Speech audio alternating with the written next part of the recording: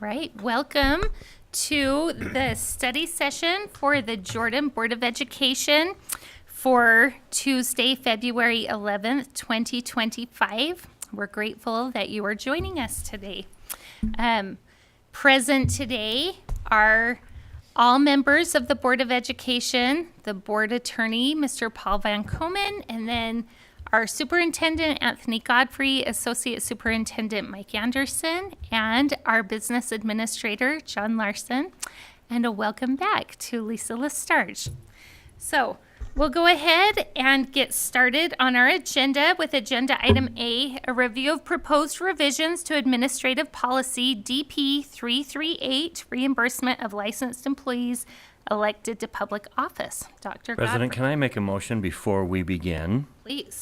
I move that we suspend Robert's Rule of Order 3:10 that says that we refer to the president or chief of the committee or the body as Mr. President or Madam President. It makes our president a little uncomfortable, and I think her comfort is more important than following this rule. And so I move that we suspend that rule, 3:10. I'll second it if that's indefinitely. Definitely. I'll second it. Oh, I wanted to second that one. All right, moved by Mr. Dunford, seconded by Mr. Robinson. Discussion? Does it really make you feel uncomfortable? I Like, feel, how do you feel about it now? After thinking about it, having a couple weeks to think about it. I'm is making it, the motion at her request. Oh, so you just asked him to make the, okay. Yeah, I feel confident in our board's ability to follow the intent of that rule, which is that we debate issues, not people. And I think that our board does a great job of that, and that we could move forward without that level of formality. Can I ask just for a point of clarification? So not only will we not be saying Madam President, you're okay if we address each other during the discussion or the debate, or do we still address you as Ms. George? Or My motion was 3:10, which is only her title. okay. Do we still refer to us as numbers also? That's not a hard rule. It's just we're reasonable. I mean, we're not going to bend over backwards, but I was trying to figure out everyone's number, including my own. no. Me too. No, I The would be spirit- really comfortable without that as well. The spirit of that isn't to bend over backwards in the formality. The spirit is you're more likely to attack the person if it gets to that personal level. But I wouldn't hesitate to say what Daryl just said was, You're not going to call me 01? I'm not going to call you 01. Make it so, number one. I was just grateful that I'm number one. So, Nikki, do you want us just to call you Nikki or Ms. George, or do you? I am perfectly comfortable with either of those. Okay. I was trained by a board member who told me, when you're referring to each other, use Mr. or Ms., but that is just my habit because of that training. But I'm totally comfortable if you call me Nikki. I don't need to hang anything on formality. As long as we're having civil conversations and productive conversations, to me, that's the priority. And I'm wondering if any other board members have preferences on how they're addressed. I am fine being called Lisa. So, does anybody have a strong preference? Then maybe we should call the question. Okay, so we have a motion on the table to suspend 3:10. 310 in Robert's Rules of Order, the formality of addressing the president as Madam President. All in favor, say aye. Aye. And any opposed? All right, that motion passes unanimously. Fantastic news. Thank you for stepping in. All right, let's hop back over to Agenda Item A. Dr. Godfrey. Okay, following discussion with the executive committee, we put together a draft of DP 338. There was significant previous discussion around this policy, and the change that that was proposed by that executive committee was simply to eliminate item 2C from the policy and to combine, to make it so that the policy applies to all. So the subject is now special leave for employees elected to public office. And for those listening, 2C currently reads, employees who receive financial remuneration for their service will reimburse the district 50% of the daily rate of a licensed employee on salary level 1, or the entire amount received if less than 50% of the daily rate of a licensed employee on salary level 1 for each of the days of work missed because of their public service. So that's the only part of the policy that would be eliminated. The policy would be changed to apply to all employees if these changes were to be approved.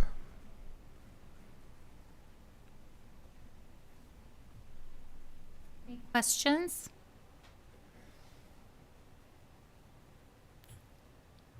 I have one question. So when it says employees elected to public office, this is to be, may be granted leave to fulfill the responsibilities of their office. The may means that they will work it out with administration. That's right. So instead of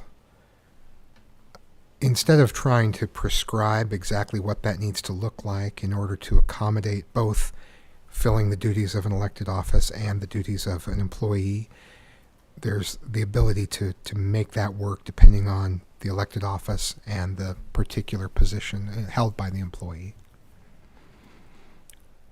I always love taking words out. So, yeah, streamlining policies. Yeah. I think this lines us better with our practice anyway. So, okay. Other questions? Can I just confirm that you feel that this policy is sufficient enough for you to work with employees, that there's enough language there that gives you guys leeway to work with any situation that might arise in this instance? Thank you. Yes, I think that was part of our discussion, is really going over the language, and there actually is, I think, enough flexibility to make sure the job gets done and that there's flexibility to fill the duties of office. Thank you. Welcome. Okay. So, President, I move that we direct staff to bring back for our final approval at our next meeting a combined DP 338, combining it with DP 338B and eliminating paragraph 2C. Okay, will you say that one more time? I move that we direct staff to present for a final approval next meeting a combined DP 338 and a DP 338B, in which we eliminate paragraph 2C. Second. Okay. So we have a motion from Mr. Dunford, a second by Mr. Barnett, that we direct staff to bring back to the next meeting a version combining DP 338 and DP 338B, eliminating paragraph 2C. Did I say that right? Correct. Perfect. All right. Any additional discussion? I just have a question about the motion. Okay. Would it have been okay to say, I move that we approve the policy as presented to us in board docs? You could, yeah, move to. Does it need to be so specific about what is being struck and what? No, you could say the proposed revisions. The proposed revisions? Okay. I think so, right? I think as long as she understands what you're proposing and that the minutes get written down as to what was proposed, that's what's important. So as long as it gets recorded appropriately and she knows what you're motioning. Okay, perfect. So we have a motion and a second. Any additional discussion? All right, all in favor of the motion, say aye. Aye. Any opposed, nay? Okay, motion passes. All right, let's move into agenda item B, legislative review. Ms. Wood and Dr. Anderson. Dr. Anderson will be reviewing and updating some of the bills. Thank you, and good afternoon. As of this morning, I looked it up, and there are 755 bills that have been filed and heard in the legislature. In the previous years, that number has been north of 1,000. So we still have, as of today, we're at the official 3-week mark. There's about 3 weeks and change left, so it's almost halftime, and we're still got lots of game to play. This morning, I thought I'd start with just and by the way, out of those 755 bills, there's 87 that we have that we're actively tracking. JLC's Joint Legislative Committee has a tracking sheet that we put on board docs with the positions and the summary of the bills in case you're interested. So, there are more bills than that out there that are education related, but 87 that we're actively taking a look at and tracking. And I want to update you on a few of those, but this morning was the last meeting of the Public Education Appropriations Committee. This is the committee that reviews all of the funding mechanisms, the line items, and so forth in public education. And this is the day that they make their official recommendations to what we call Executive Appropriations Committee. And so what happened in there, there's a couple of things of note. They did announce in there that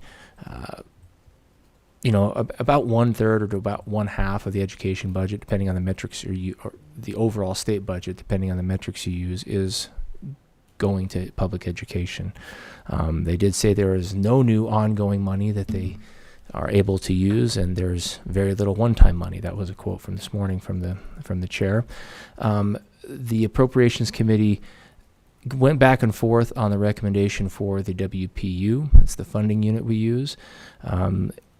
We get an automatic 4% allocation based on the compromise struck a few years ago, and they went back and forth on whether it should be a 0.5% above that or a 1% above that. And finally, they agreed on 1%, and so the recommended WPU increase would be 5% coming out of public education appropriations. Again, that's not binding until the end of the session when the Executive Appropriations comes out with the bill of bills and the actual allocations, if that makes sense.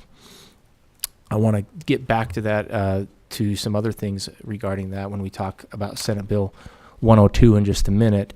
But other notable marks, there was $20 million set aside for a statewide student information system software that USB has been advocating for quite some time. And then there was a request for $40 million for the Utah Fits All scholarship. That ties into HB 455, which is being deemed as the Utah Fits All cleanup bill. The initial ask for this bill was $80 million, and today they trimmed it back to $40 million recommendation. That can change again in Executive of Appropriations. On HB 455, the UFA cleanup bill, keep in mind when we talk dollars that a 1% increase in the WPU is about equal to $43.5 million.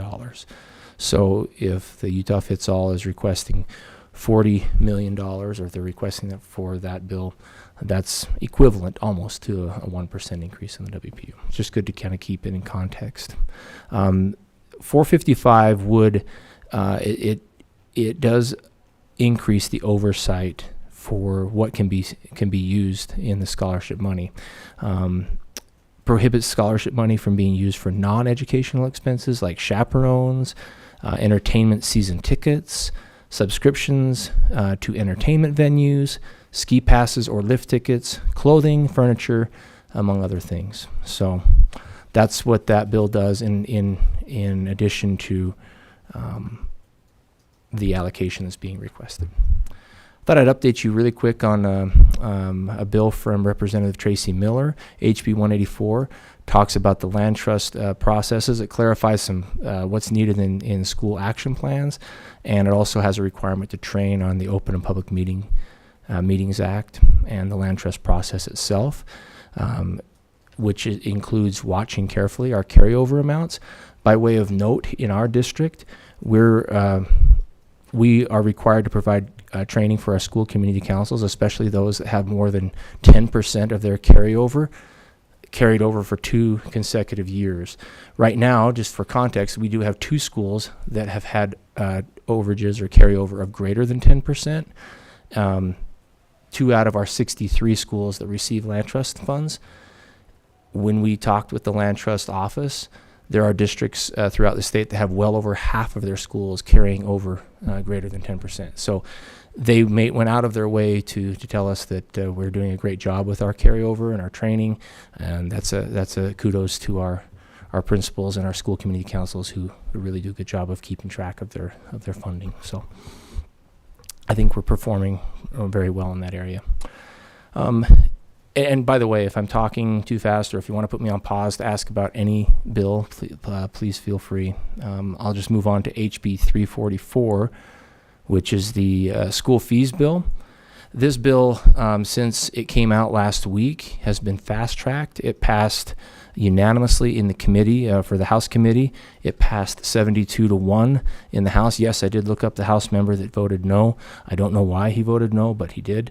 And it will now be voted or heard in the Senate committee, and we anticipate that being passed as early as next week and done. So that is nice because it will now inform some of our practices moving forward with how we deal with school fees and the proposals that we're going to make on our fee schedule. What changes would that bill make? Good question. Thank you. That was exactly what I was going to get into. First of all, it still does not. There's a new definition for extracurricular activities, which is very helpful. Remember, the last definition was pretty nebulous and left open to interpretation. Didn't allow for a lot of fees to be charged. Of note in this bill is all students in high school must have a pathway for a fee-free graduation option.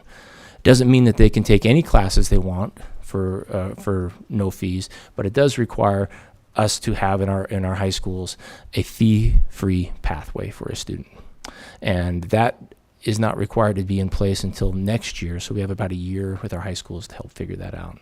And we'll be coming and talking to you in short order about that with Mr. Sorensen and Mr. Curtis. When is that required? Next year, beginning of 25? the fall of 26. The year after next school year. The bill sponsor mentioned to me that Mike Anderson had been a tremendous help for him on this bill. So he is very appreciative. That's kind and generous, I might add.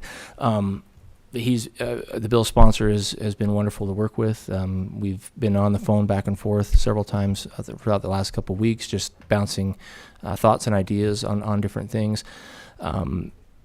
To get back to Dr. Robinson's questions about what else it does, there still are no fees allowed for textbooks, with some limited exceptions when it comes to higher education. There's post-secondary education textbooks, school equipment, instructional supplies, what they refer to as common education expenses, and that's defined in the bill. The board may charge fees for expenses related to specific courses or programs. Think field trips, think musical rentals, culinary arts, specific items like that. Unless they're deemed we're putting in air quotes, common education expenses that I'm not sure we can charge for sugar in a foods class, but if it's beyond that, or if there's something in addition to maybe an extra special bundt cake, I don't know. I'm throwing it out there, but we can charge for extraordinary projects like that. We can also charge for post-secondary related courses. Think IB, AP, and concurrent enrollment. We can charge for extracurricular activities. And they take a class during the day? Yes. Yep. That definition was clarified in the statute. It defines specifically what are extracurricular activities. We're currently charging for those courses?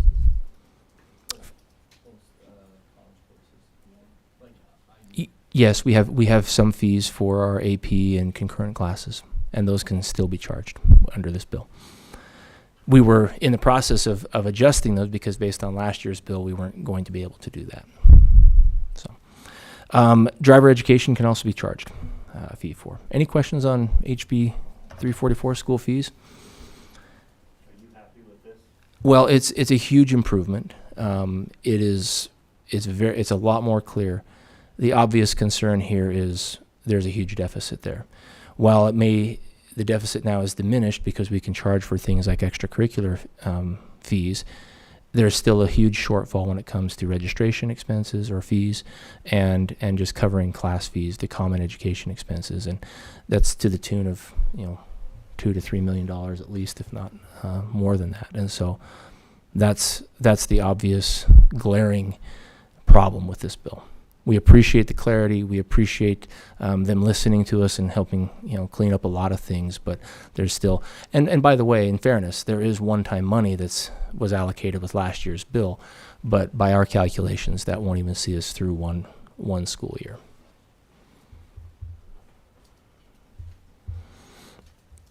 House Bill 267 is the collective bargaining bill.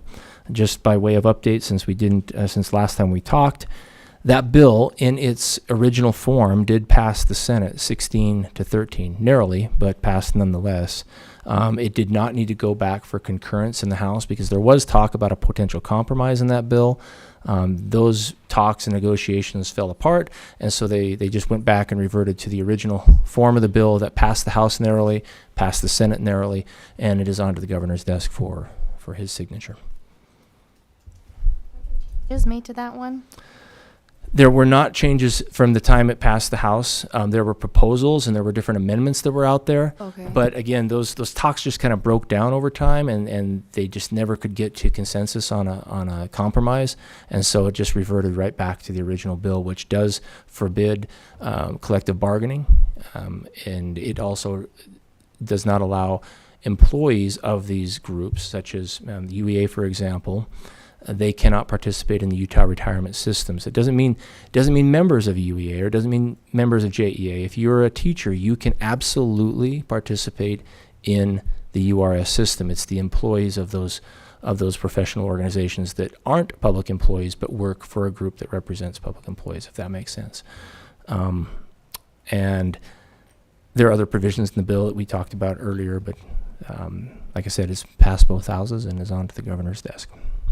There had been talk about like 50% of the organization, but that is no longer a part of it anymore. That's correct. Because That was part of the talk in the amendment proposal and the compromise, where if you had 50% plus one of the entire group's membership that voted in favor of having that group represent them in collective bargaining, that they could still do that. That just never came to pass. It never came to fruition. So that's a moot point at this Okay. juncture. How long does the governor get to make a decision? If he doesn't sign it, I mean, he can sign it any time. I think the bill goes into effect July 1. But if he doesn't sign it, there's what's called, it automatically goes into law if he doesn't sign it. Oh, okay. Okay. SB 137.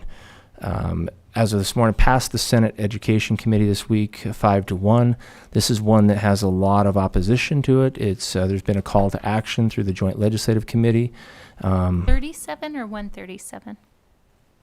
Oh, sorry. I thank I you. know 2 and 37 I appreciate that. mixed together. There is a 137 out there. So if it was a slip of the tongue, I apologize. We're talking SB 37. Gotcha. And this one is a bill that takes the minimum basic tax rate and it changes the bucket that money is put into. And I have John here to my left that I'm in my peripheral view. If you have any questions that are on the technical level he can speak to. But the concern here is that it takes it out of the education bucket and moves it to the general bucket that can be used for other purposes. To be frank, this is probably a bill to address what didn't happen with Amendment A.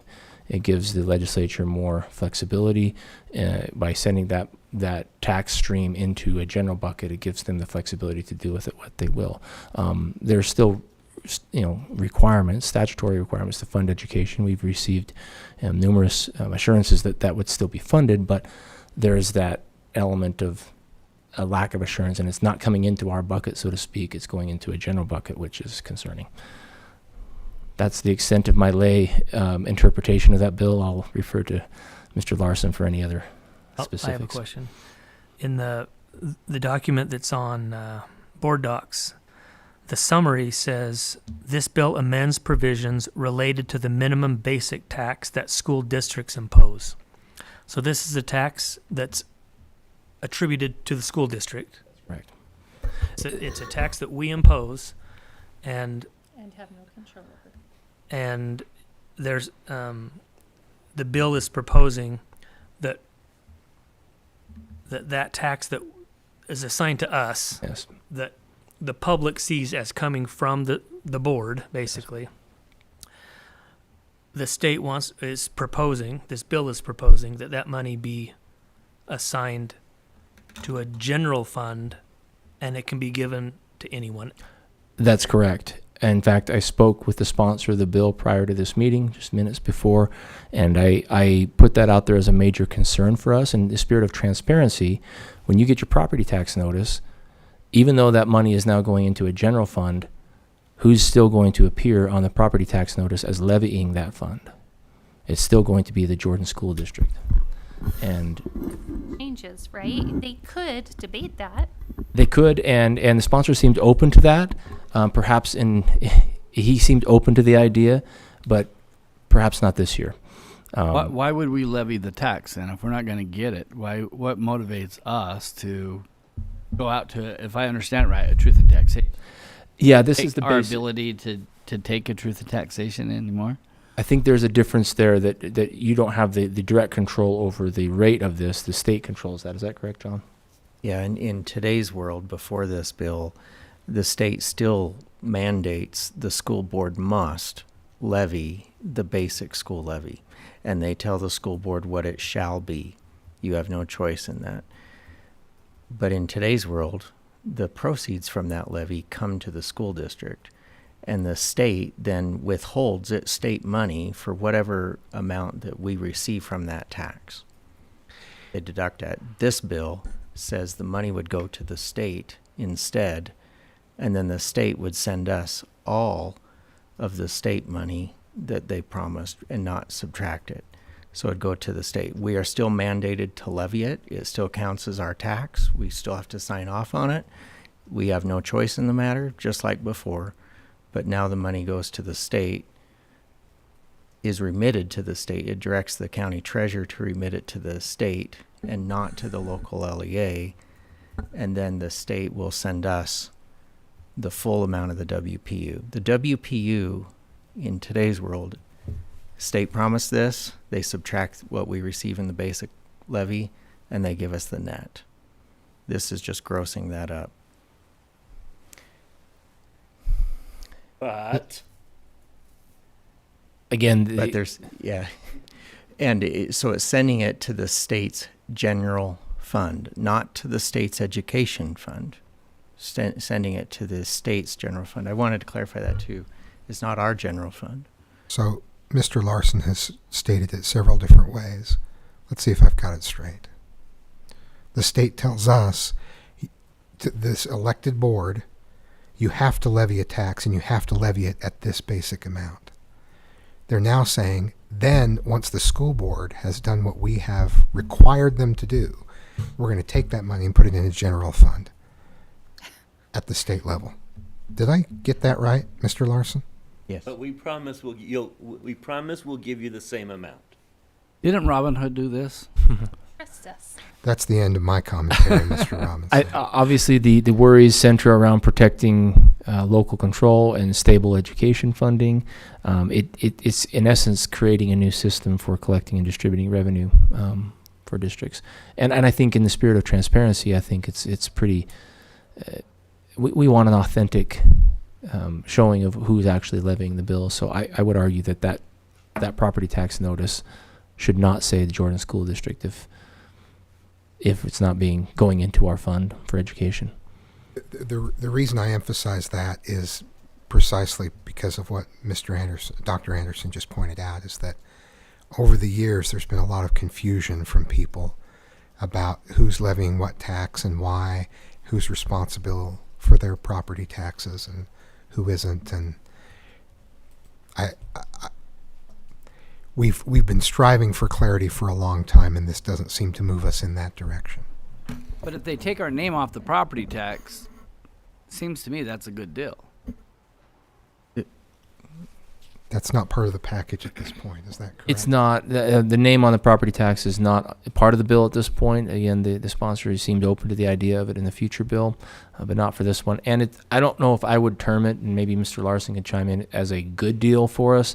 I also don't think that it would be classified by the legislature as being a bad deal. It's going to, the same thing's going to happen. It's just coming out of a general fund rather than an education fund at this point. Property tax is one of the most confusing taxes we have. Yeah. If It- they want to put their name on it and take control of it, I applaud that. Yeah, I would add it's also one of the most stable that we have. So that's another one. It's not subject to Can you the, say what the impetus of this is? The benefit? Thank you. Good. yeah. I think the impetus centered around what happened, or what more than what didn't happen with Amendment A, where there was going to be given more flexibility to Lost control of the earmark. yeah. And so this is just if it's going from the education general fund to just the state general fund bucket. I'm picturing as if I have buckets here. Think of turning the spigot to the general fund bucket. It gives them more flexibility, which, one can hardly blame them for wanting more flexibility, but it runs the risk of us not, losing some assurances and some funding. Oh, but I would infer if they want increased flexibility with our money, that might be flexibility to not keep it our money. Exactly. And that's why JLC Exactly. did a Okay. call to action on this That is item. exactly right. It's a lot of trust that they're asking for here. We don't have any guarantees once it goes into the general fund. But the truth is, they've always had a way around it. They always have had a way around it. So if they wanted to bypass that, they could anytime they wanted to. Larson, could I get some clarification on what's currently happening? So you said that we levy the tax and the state takes some of it and then gives some back. Would you explain that one more time? Sorry. Like, do we get all of it back, or they take some and then they only give some of it back? Currently, they will calculate how much money we are to receive. So let's just say we're a school district of one student, and we receive, and I'm going to make it the WPU simple and say $4,500. This school district of one student is to receive $4,500 from the state. But the state also says, but local school board, we mandate you must levy this property tax called the basic property tax. By the way, there's 3 more they mandate too that we haven't talked about, that this bill doesn't touch. But you shall mandate, you shall levy this tax, and let's just say that tax yields $2,000. So we collect $2,000 on that property tax that we were mandated to do, and then the state gives us $2,500. So if property values change and if there's increased property tax revenues, the beneficiary of that is the state, because the state sends us less money then as a result. So if it was the 4,500 and we collected 6,000, then they would only give us back 45 and they'd keep that extra. Bingo. Okay. Okay, I got it. Thank Now, you. we have greased that wheel many times in a growing district, because the fudge has always been we collect more than we anticipated because of new growth. And now we're losing potentially that. The state's the beneficiary there, if this bill passes. I don't know. Sorry, go ahead, John.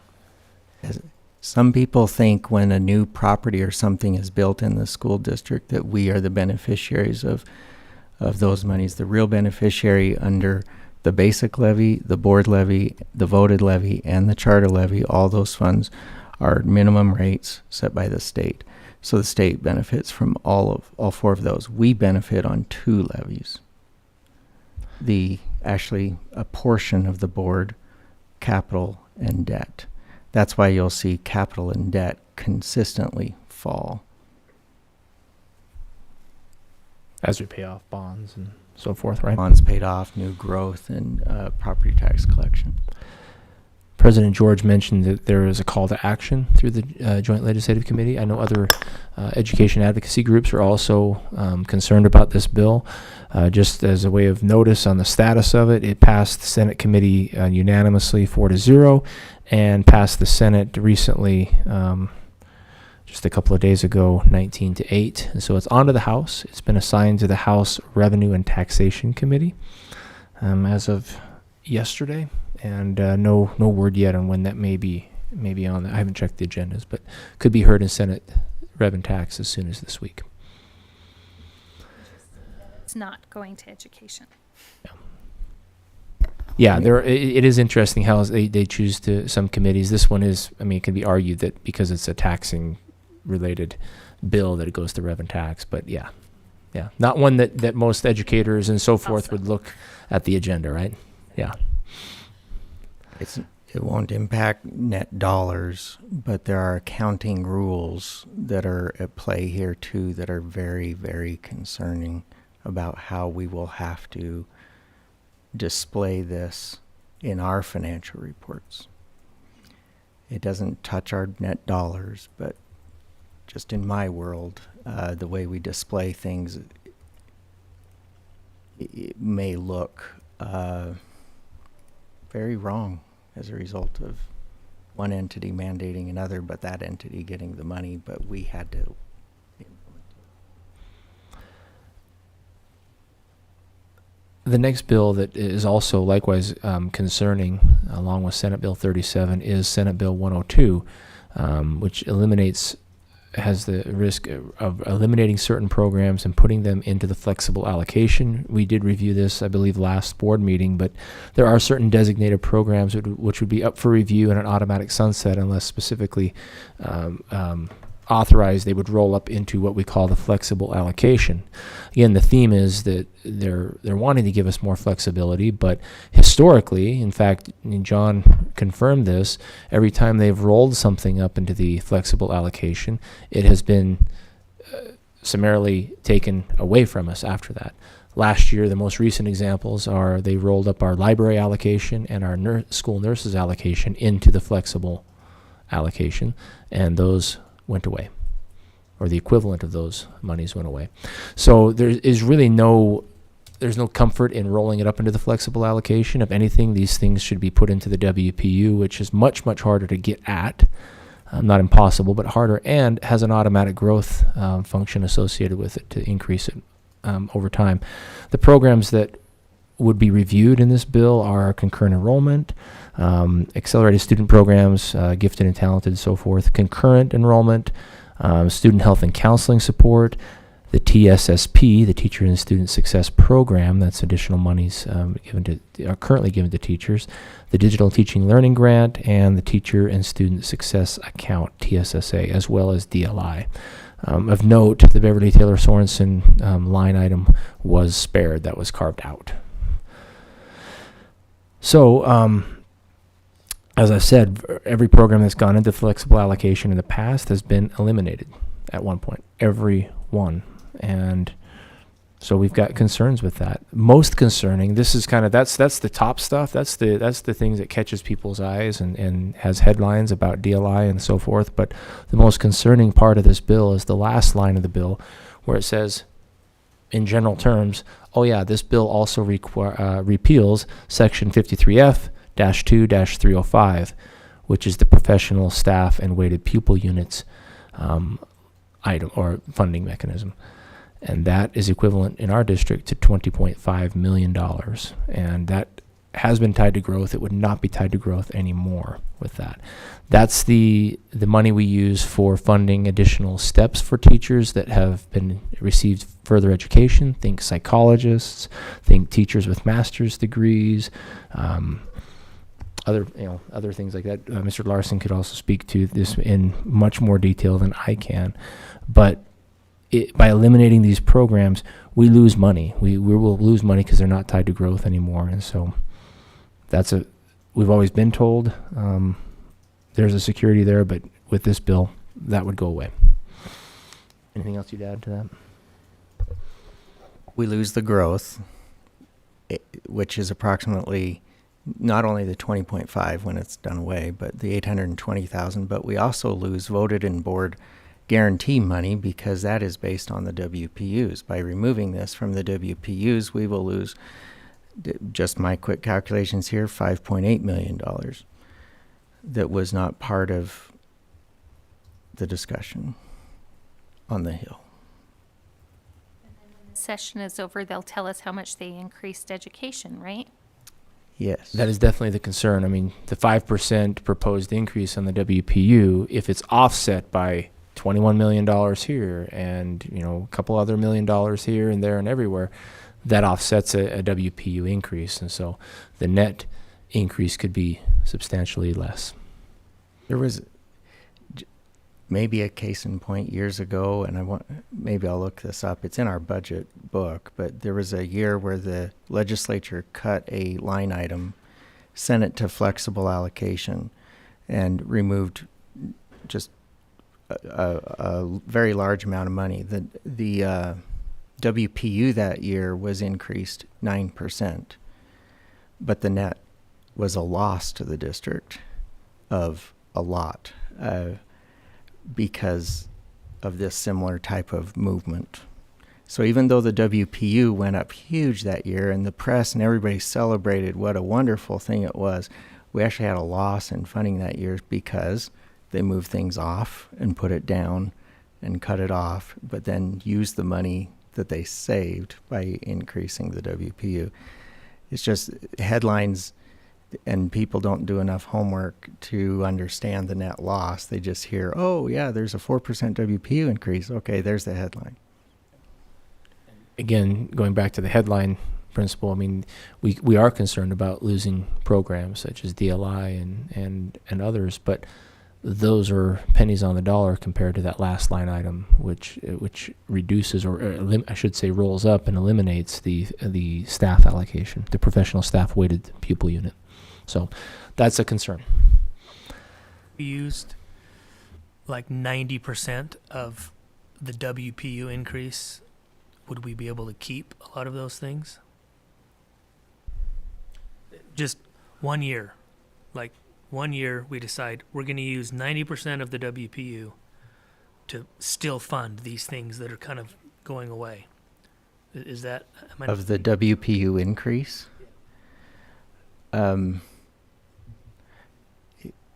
You might be able to argue that on some of these line items, but I couldn't do that on professional staff because it was part of the WPU. It was part of all those calculations above the line, so to speak. And so it would not be true there. On some of the other line items, eliminating programs, eliminating some of the requirements go with them, there could be an argument that there's some savings there netted against, but not with this line of professional staff. That's what was fascinating to me, was the focus was on all these little teeny programs and not the real huge one that was in the last line of the bill that Makes got sense overlooked. because our constituents experience those programs. They don't know what professional staff and weighted pupil units mean. But I think if they understood that those are the people that make those programs work, they Yeah. might be a little more concerned. And I think in fairness, and John can clean this up if I don't say it right, it's not that entire funding mechanism is going away. It's being rolled into something else and re-given to us, but we just stand to lose the increase, the growth. And so we do lose money on it. It's not that the $20.5 million is going away entirely for now. For now. Yeah, we just lose the 820,000 we were about to get on a WPU increase on that money this year. Not defending it, not justifying it. I just want to make it clear that we're not losing $20.5 million. We're probably losing the increase that he just... And then where does it go again? Will you remind me? Flexible allocation. So the one that has historically been eliminated. Okay, thanks. Yeah. It's So my understanding is that they're saying they're increasing the WPU, but then these other things are happening So it kind of evens it out. So there's not really an increase in WPU. Or a net loss. Well, I think overall there will be a net increase to the funding, but it's certainly not going to be what the newspapers could and have everybody been. says it is. Okay. Yeah, it's going to be off of that. Just this one line item is going to be, you know, a large decrease from that. I'll say it for you. This is another one I think is worth keeping track of. Sorry, I don't have a lot of good news in this update, I'm afraid. Could I ask one more question on that last one? Oh, please. All of the things you listed that it said it was going to affect, Uh-huh. are those listed somewhere? Can They I are, get what yes. that list is? They're in the text of Senate Bill 102. They're in the text? They are, yeah. And if you look at Senate Bill 102 on le.utah.gov, SB 102, and it will, yeah, the changes would be either in blue strike through that they would no longer be doing that, but I think these are in red. Okay, I see it. Thank you. Yep, you bet. The challenge on the repeal is they don't put that in red because it's in the repealer sections at the very bottom. Yeah, at the very end it says this bill repeals, and then it goes to the section. That's why it doesn't catch our attention, because when we scan bills, we go for the red letters and we go for the blue strike through to see what was taken out and what was added to. The repeal section doesn't have that same strike through text and font. Yeah. Again, the last of the good news that I'm afraid I really looked for a bill that. I haven't heard anything. I mean, Miller's was good. Yeah. I'll give us thank you. that. Thank you Thank for you. reminding me that I was appreciative of. Representative Miller. Exactly. So thank you. I should have ended with that one, so there was somewhat of a high note. But 237, it's going to be heard in Senate Rev and Tax this week. It deals with greenbelt taxes, and it's a repeal of the greenbelt taxes. I actually believe this one is maybe done with good intent, but Jordan District receives $1.2 million in greenbelt taxes each year. It deals with lookbacks and so forth. We don't know. There's not a great mechanism, I understand, to know exactly how much we've lost in the past or what the lookback is. But statewide, the fiscal note indicates that there's going to be a setback of $13 million. So it does have pretty big consequences for us in the school district. So. But because back in the day when we had wheat fields all over the place, we were primarily a agricultural district. Is that the roots of the loss here? Yeah, well, it's any farmland that's turned into something else becomes a greenbelt tax. And then it goes for 5 years, and then it can be out of greenbelt. But to Bryce's point, we do have a lot of developments that were once farmland, and they're being developed. So that's where this comes into play. And we, for being an urban area, we still have a lot of farmland in our district. It's surprising, $1.2 million of it every year. I think the other consequence of this is, yes, we lose that 1.2, and so what does that mean if we have a deficit of that? What does it mean for our taxpayers? It means they're going to get an increase of that amount across the board. Who primarily benefits from this bill? Who would you say benefits from this bill the most? Counties are given the money to try to support agricultural and open space concepts in the county. And that's, so counties are the ones who benefit from this bill. Yes. And if the counties don't spend it within 5 years, then it reverts to some special fund at the state level, and I can't remember the name of it, but counties are given 5 years to try to utilize it to their benefit. The county and the state both beneficiaries. Again, I want to underscore, I don't think this was nefarious in its intent. I just think it has some implications for what it means for us in our loss of tax revenue and a subsequent increase in the tax rate for everybody to offset that loss. Does that make sense? When our funding goes down, when we lose that funding, the tax rate has to go up to offset that loss. So, What was the number of that? Senate or House Bill 237. And to Mr. Barnett's earlier point, John and Mike do a very good job of helping legislators understand the difference between intent and impact. There's an intent-impact gap, I think, in a lot of this. So in none of these arguments, I think, are we trying to assign bad intent on a bill. It's just whatever is intended to happen has repercussions that may impact us negatively. Law of unintended consequences. Yeah. I tell you a funny story. India had a problem with cobras. And one time they passed a law saying that the government would, if you killed a cobra, if you brought a cobra, they would buy the cobra. So we'll buy cobras. That their intent was to eliminate the cobras they were having a problem with. So they created a government program, we're going to buy cobras. So people started to breed cobras.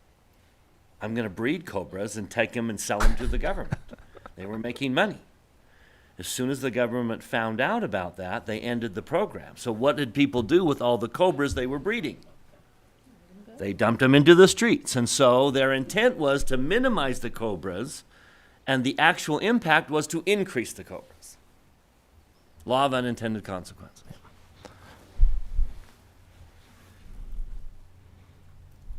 Okay, that's my report. Any other questions? And just for educational purposes, this story has not been historically verified. Okay, so if any kids are listening, AI says just it's so you true. know, this is Yeah. not necessarily a history lesson, but more of a Principle lesson. principle lesson. I trust Bryce and AI equally.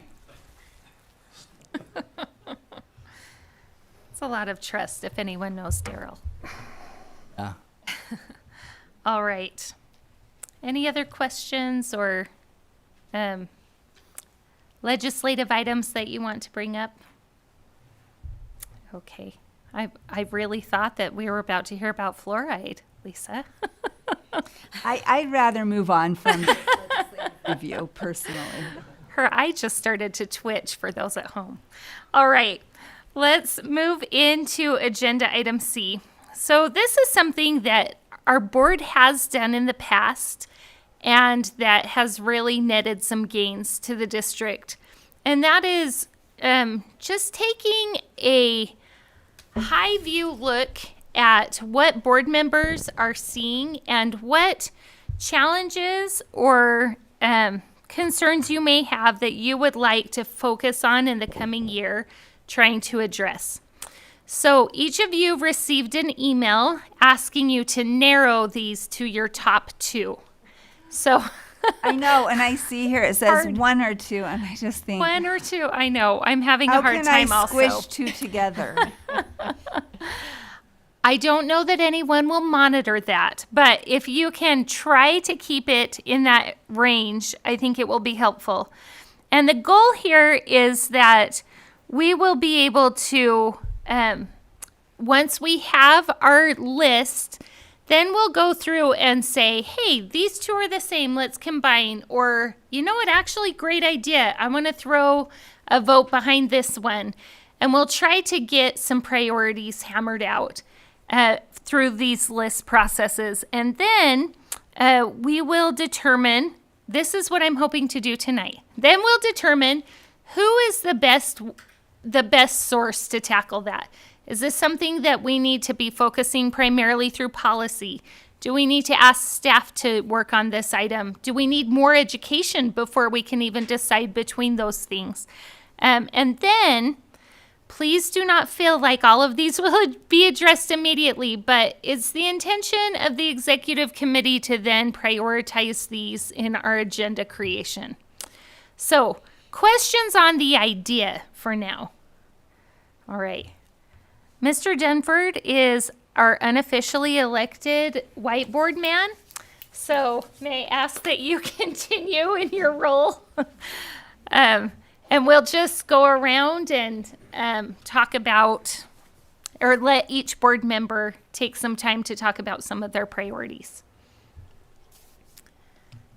Ms. Dean, do you want to start us off?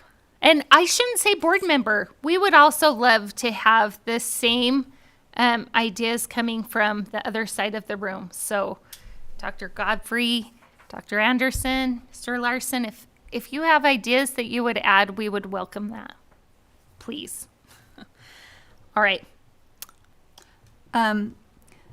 So I have 3, and they might be more specific than ideas, but one that, one thing I would like to, I worry about students falling through the cracks, and so I would like to find ways we can improve multi-tiered support systems, especially in secondary schools. So MTSS. Are you speaking behaviorally or educationally or both? All of it.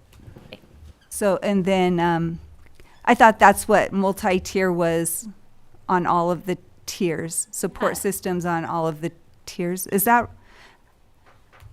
anyway. No, you should But- look at somebody. And then another one is I would like to, as a board, I would like to improve, or I don't even know if it's improve, but have, I guess, improve training for school community councils in our district to empower them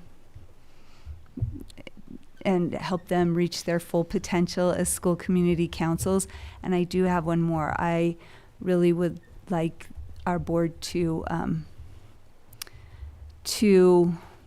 investigate board self-assessment, like how we assess ourselves personally as board members and we assess our board, and it could help us. Anyway, that's all I'll say, because these are just the ideas. Board self-assessment. So before we move from Ms. Dean, I would love to just make sure, or any clarifying questions? Do you feel like you know enough about what she's getting at here that you could say, yeah, I also am curious about that? Could I get some clarification on MTSS and what that is and what it looks like currently? And the thing is, I don't know exactly what it looks like currently, but I have talked to people, and so I might be saying the wrong words, but I think that in elementary school, it is when the team addresses the needs of an individual student, and everybody, when they PLC and figure out how to help this particular student. So is that kind of what it is? Yeah, or? spot on. I would only ask that the acronym is we have a lot of acronyms. Oh, in and I'm education. saying it wrong. What is it No, really? you said it right. MTSS is what we refer to it as commonly. But what does it stand for? Multi-tiered system of support. Oh, I'm system of support. Yeah. Okay. And it's just in terms, we often display it in terms of a pyramid where the base of the pyramid is about 80% of the students that get tier 1 instruction, and 10 to 15% that might need tier 2 interventions and support systems to scaffold them. That might be some of our special ed students. And then we have a tier 3 that might need additional and extra support in that top triangle, 5 to 8% maybe.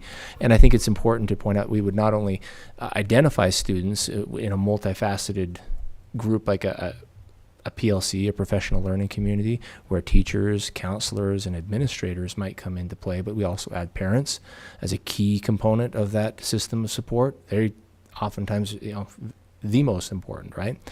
And then we have ongoing communications with those groups, and we layer that support, we scaffold that support system so that it supports the student, and then the idea of scaffolding is at some point you want to remove it, and so that it can be a standalone, self-supported structure. So that's kind of the visual of the MTSS system. We are training on that. We do a lot of that. We're invested in that, but I absolutely in full. I would just endorse on my side. I would put my signature next to that. And I just feel like at the secondary level, the tier 2 support is there are a lot of challenges there, I think, Yeah. just because of how teachers and teams have so many students. And so I don't have any answers, but I have a hope and a feeling that we can find ways to reach more students and be more effective and help engage with more Yeah. students that are at risk. Yeah, awesome. And what I would just add one more thing to that is one of the mechanisms we have in the school district to help with that is our early warning system that's required by House Bill 84. That's the school safety bill from last year. Each school system has to have an early warning system. We use Panorama software in there, which triangulates data from, say, attendance, their academic grades, their behavior, and their mental health screening that they take, and they kind of triangulates that data, or quadrangulates it out of those four things, I guess. And you get students that might pop up as ones you might want to pay extra attention to, and then we would work with families and parents to along with our support staff to be able to address their needs. Thank you. The multi-tiered system of support, if I could add to what Dr. Anderson is saying, is that if most kids in your class are not understanding a concept, it might be that the initial instruction is lacking, and that's the tier 1.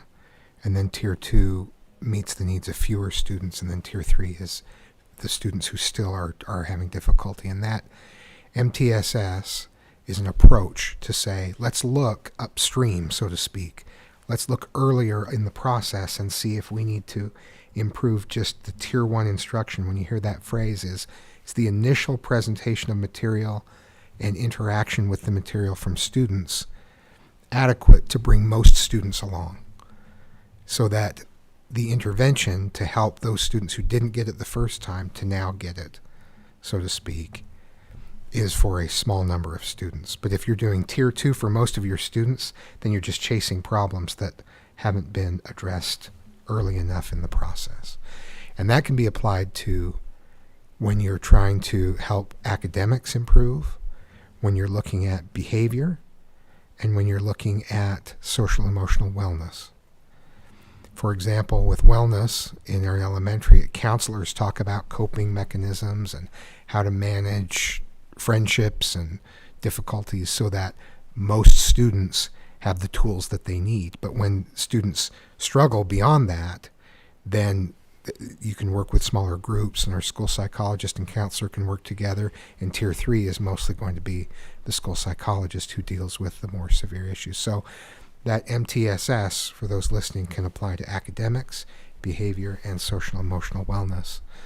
And we've talked about various aspects of that in the meeting, but it's a good approach to really look seriously at where the issue is, at what point in the process of helping students grow in those areas.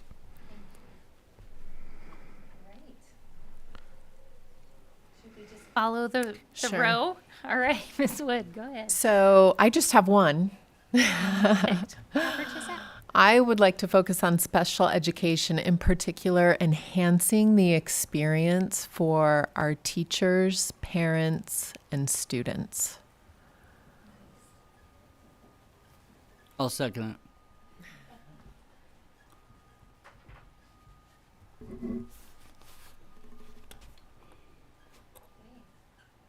On that? It's pretty clear. All right. Daryl? I'll ditto what Suzanne said. That's my number one. That's been my number one for 8 years, and it hasn't been achieved. Do you like that language, or do you want to add to it or change it? Because I chose enhancing the experience, but maybe. I don't really care about the language. I just care about I don't even know what needs to be done, but I think everyone knows that I'm frustrated with that, and figuring out what needs to be done, what we can do, what legislators can do. I'm excited to hear from your conference. I'm excited to look at what other districts do. I think it would be nice to talk to other districts about it, and it would be really cool for us to actually present information like this to the legislators and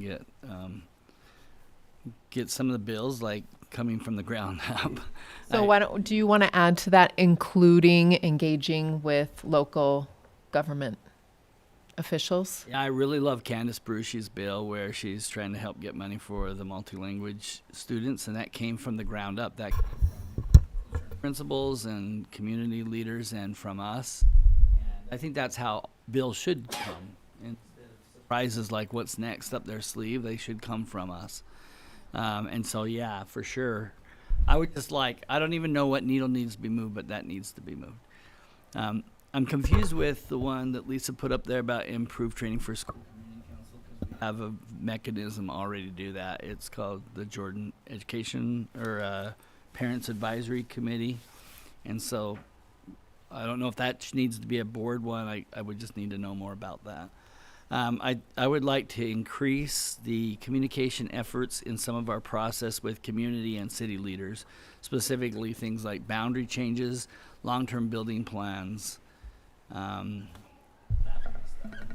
We don't even have in our own mind our processes, let alone have ability to communicate it with the public.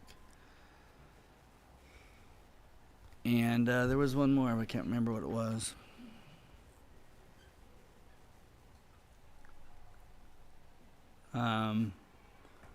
I'll add it at the very end if I can remember what it was, but those are the big ones.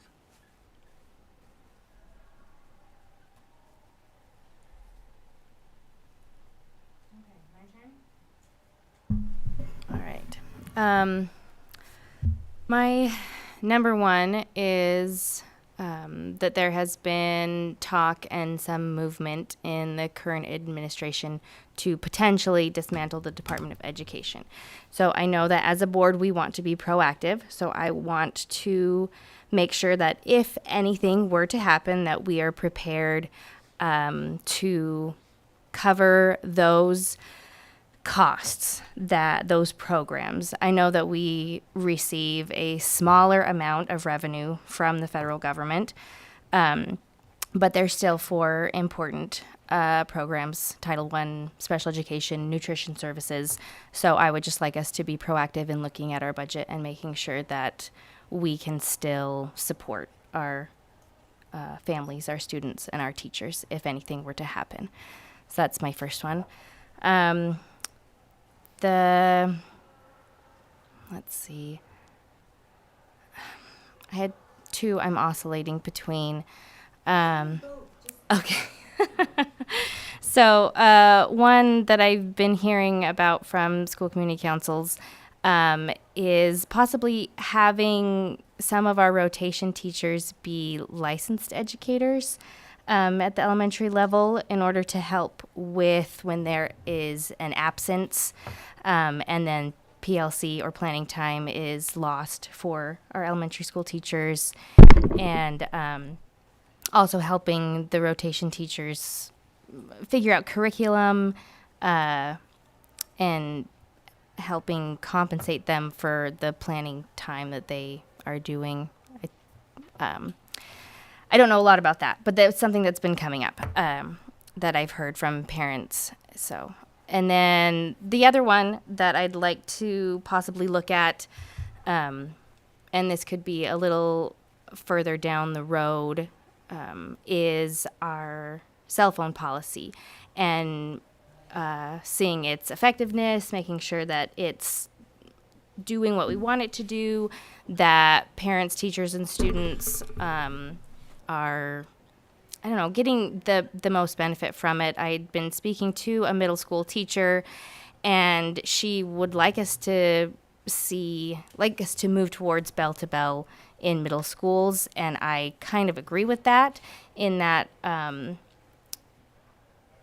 so I'd just like to reach out and see if, how it's going and if it would be beneficial for our middle schoolers to go bell to bell. So those are my three.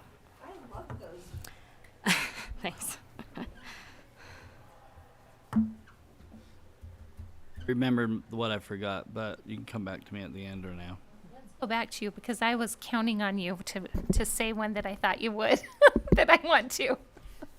Because I don't think this is it. No 'Cause I haven't- pressure. I haven't mentioned this one to anyone, but I've been thinking about it for a long, long time. I think we need to do better support to our support staff. Specifically, we're finding resources to help these multi-language English as a second language students, but we're not really doing a lot for our employees. And some of our employees are phenomenal employees, but they don't speak our language. And that prohibits them from taking on bigger responsibilities and some positions that we could really use them in our district. And so that's one, like, and also help like our teacher aides and others be promoted through the system to help them get their licenses to teach. And we have ways that people can do that, but I'd like to have a bigger emphasis to support our support staff. And then the other one was maybe anything to do with educational outcomes. Was that the one that you're thinking of? Guess what's on my mind? I have no idea. You're out to say Counting it. on you for boundaries. Come on. Oh, well, I kind of said that under increased in communication. So it should say increased communication and redefining our processes. So I had that with that, and also like it would be like our boundary process, but it'd also be our long-term building plan. Just, I kind of said that, but I kind of put it in the terms of communication, but it might not be communication. It might just be clarification of our process. May I ask a question about that? Mr. Robinson, tell me a little bit more about employees not having opportunities speaking another language. I didn't quite. From when I go into schools and I'm talking to people, I'm hearing we're picking up a lot of people who are immigrants that don't speak English. And so what are we doing to help them learn the language? Because obviously that's going to be a barrier from them to move up through our system if a communication level is not there. So what are we doing for our support staff to help them move, I don't want to say upward, to move to other positions that can solidify them a greater earning level, I guess, career development. So, I mean, even if it's like offering classes that teach English at night, or even like helping them do some language study as part of their job responsibility. I don't know what the answers are, and I don't know how prevalent the issue is, but certainly it's something we're exploring it for our students. We ought to do it for our employees too. I think we're probably in the process of hiring a lot more people that have challenges in that area than we have in the past. And so what are we doing to make they're good workers? You know, they are really, really dedicated people, and so whatever we can do to help them become valuable in our system, in our schools, and in our community.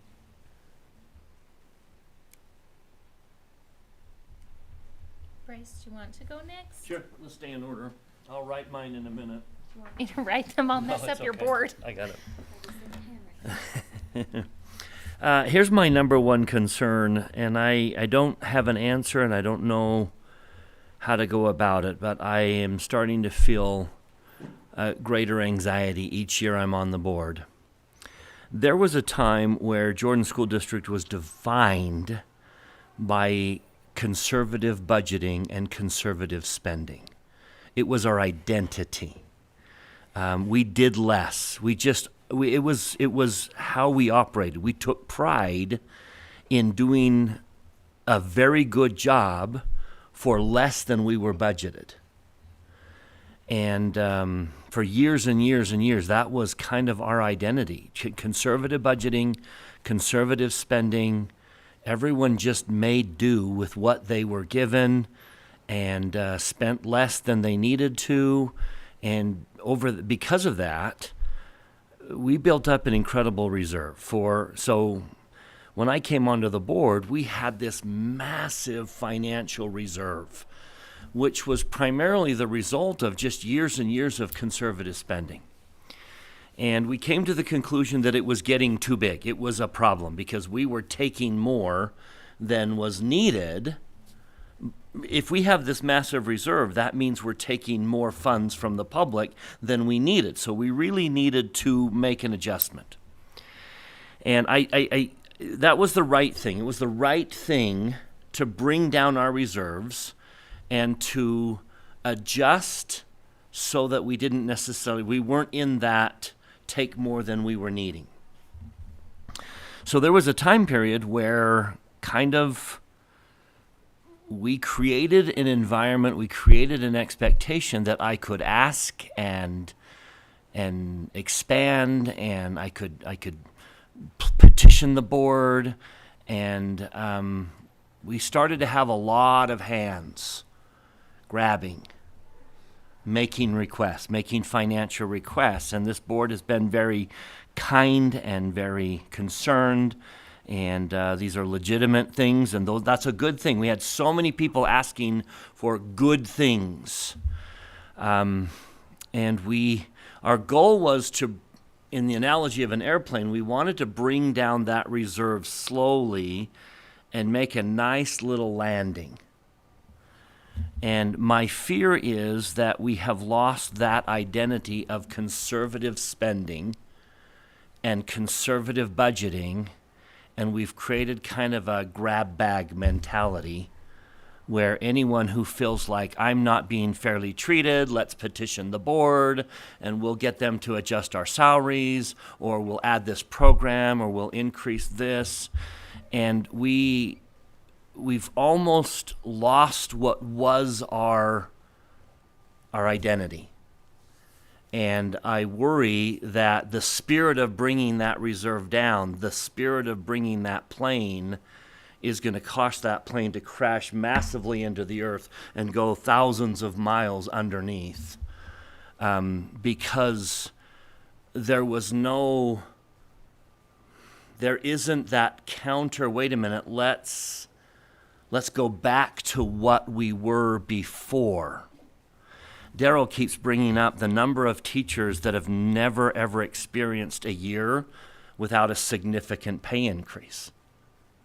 We have the vast majority of our teachers don't know what it was like to be a teacher 10 years ago. During those years where, no, you didn't get the size of an increase that you're getting now. And so the expectation is that every year we give that same increase, and we give the same benefits, and that this explosion is just continuing. And I just worry that it's going to bring about some very, very negative results, because we cannot keep up with the grab bag spirit that we have noticed over the last 8 years. I would love to get back to that conservative, we do our job, we do it well, and we spend less than we've been given. We live within our means, we operate within our means, and that we have, the district that what made us great in the past. That's my main concern, is how do we recreate the spirit of conservative budgeting and spending and operating that once made Jordan School District so great. My second one is a proposal I pitched to the Finance Committee, and I would like to lay it on the table now. We have an independent auditor, and we pay them thousands of dollars to come in and audit. And I love that. But there are hundreds, there are dozens of, I wonder that we wouldn't turn over to a significant independent auditor to study, but I'd love to go find out. I would love to consider hiring an in-house independent auditor that is responsible only to this board, and so can dig up some dirt and wouldn't necessarily lose their job if they digged up some dirt, but would, Anthony, our superintendent and our business administrator, would be free to say, you know what, I don't know. I don't know if that's happening, and could assign the auditor to go take a look at that task. I think there's enough tasks in this district that we could keep someone busy investigating ticket sales and ticket revenues and crossing guards, and just anytime a superintendent says, I wonder if we're doing that efficiently, Well, let's have someone look into it. We would have our own person look into it. And yet, if it was a serious, I wonder if there's there's fiscal anomalies happening. This person would not necessarily feel like their job was being threatened if they investigated something that someone didn't want them to find out. But I just think there's a great benefit for the board, for the business administrator, and for the superintendent to be able to say, I'd like an investigation in that. What are other districts? There's a lot being said about field houses. We have no field houses in our district, but that's becoming a more and more prominent feature as new schools are being built and students are noticing an inequity. And I would love to just turn to someone and say, could you tell us what's happening with field houses? And 2 weeks later, the board gets a report. Here's everything you need to know about field houses. So I would like to investigate an in-house independent auditor. That's my number 2. So are you going to write those in a concise way? Thank you. I'm going to write every word I just said on all the board. Just gonna need that. Because I don't know if I understand really well your first one, if it's about the spirit and the image, or like the spirit of conservative spending. I'd like some clarification. So you feel like we're spending too willy-nilly. So I will wait and see what you are writing down first, because then it might answer my question. Yeah, like I said, I don't know if I understand exactly what that first one was, or the second.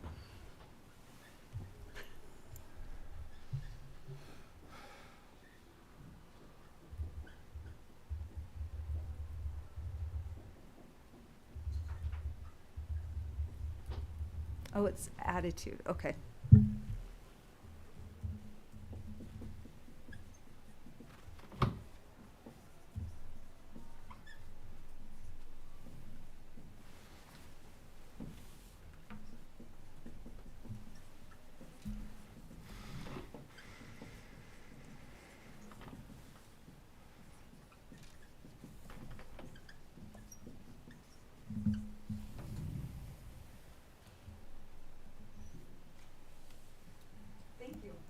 That clarify, or do you want?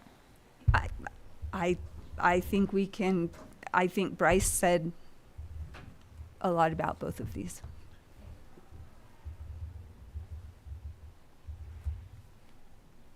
Manners would say I go last, so Brian, do you want to go next? Sure. My first one is a focus on reducing stress or lightening the load on our teachers. I've heard from several teachers, I'm sure some of you may have as well, that they're feeling overwhelmed for a variety of reasons. So maybe just exploratory on ways that we can lighten teachers' loads. And I know that we recently went through this process. I think it was just maybe right when I started, right before my time a few years ago, with the idea of hiring counselors, school counselors and assistant principals, yeah. And yet I'm still hearing from teachers, even after that effort, that they're feeling overwhelmed. So I would have hated to have known the stress they were feeling prior to that effort, but apparently there are many teachers who are still feeling overburdened and overwhelmed. So maybe an effort, a second effort into that. And my second one is, I think it ties in with Ms. Dean's MTSS request, but mine would focus more on the Tier 3. So it could probably be tied in with Lisa's, but with a focus on tier 3. Yeah, kind of how to more actively proactively and urgently deal with mainly with the emotional side of it, not necessarily the educational side of it. Disruptive or dangerous situations, maybe, with a focus on that.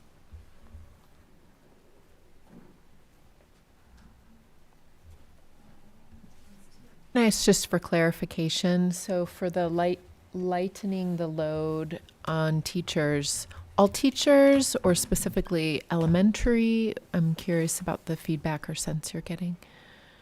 Most of the sense I'm getting is from elementary school teachers. Okay, me as well. But if we're going to investigate it, I'd rather just investigate across elementary and secondary. Yeah.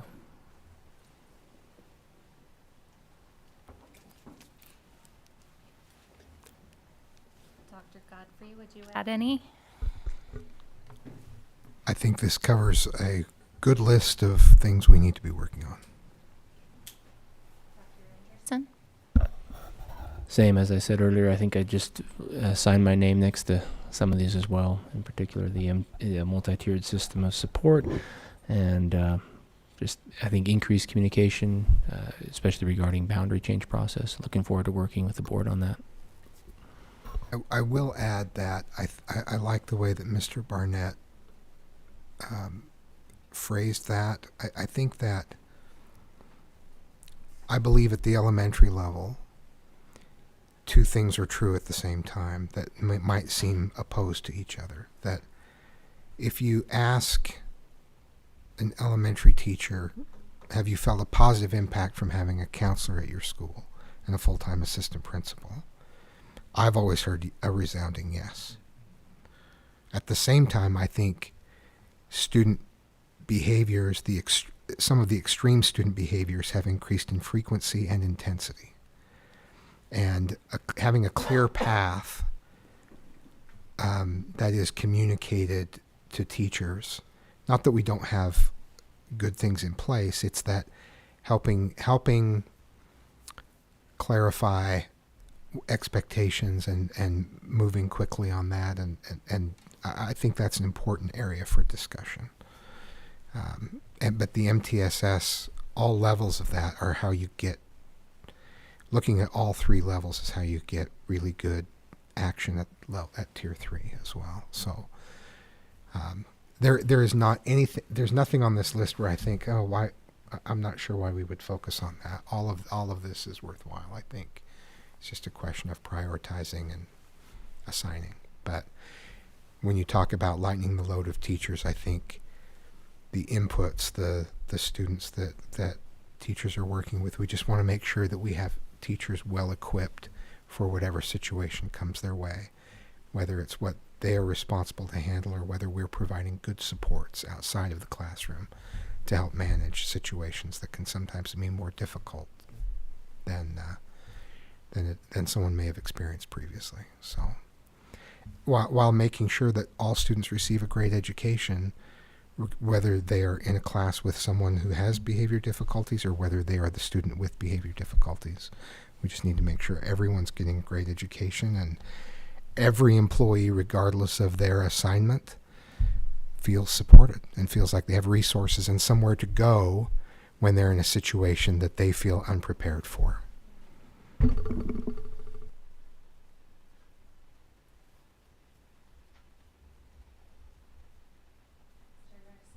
Add any?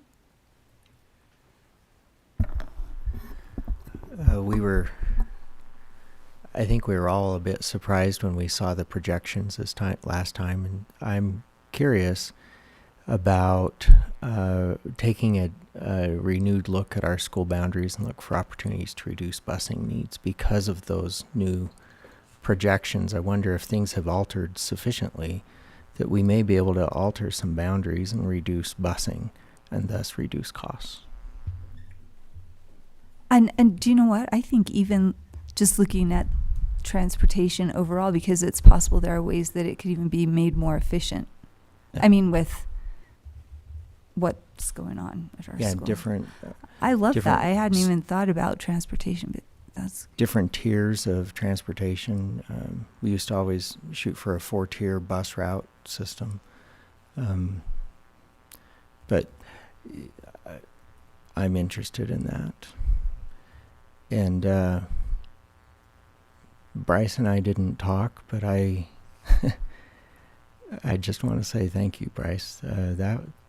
What you said meant a lot to me. I appreciate that. I watched to see whether John was texting you during that. That was really very closely aligned with John's feeling.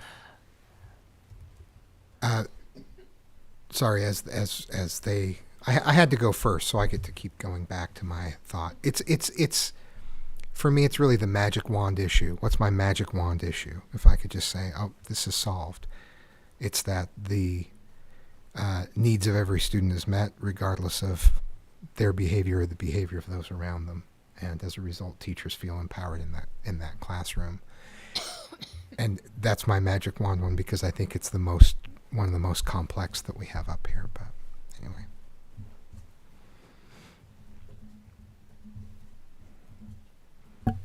Can I ask you a question, John? You were talking about some numbers or something that came out that you were looking at, and that's why you wanted to look at boundaries and busing. What were those numbers or something? Did I miss? The projection. projections, Yeah. the enrollment projections by school. Enrollment projections. I think they were discussed in October. Yeah. And so it was just interesting that it's different than we were expecting. And so I'm wondering if there might be opportunities to tweak some boundaries and not interrupt long-term capacity levels of schools, and yet reduce busing needs. And if you can reduce busing needs, I'm guessing that would be an appreciated cost-saving measure, but also it may mean we're getting people to a closer school than they were previously. So I think there might be a win-win there. And help with absenteeism, perhaps. Yeah.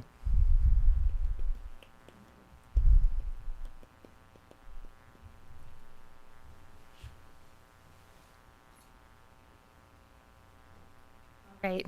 I have a few also.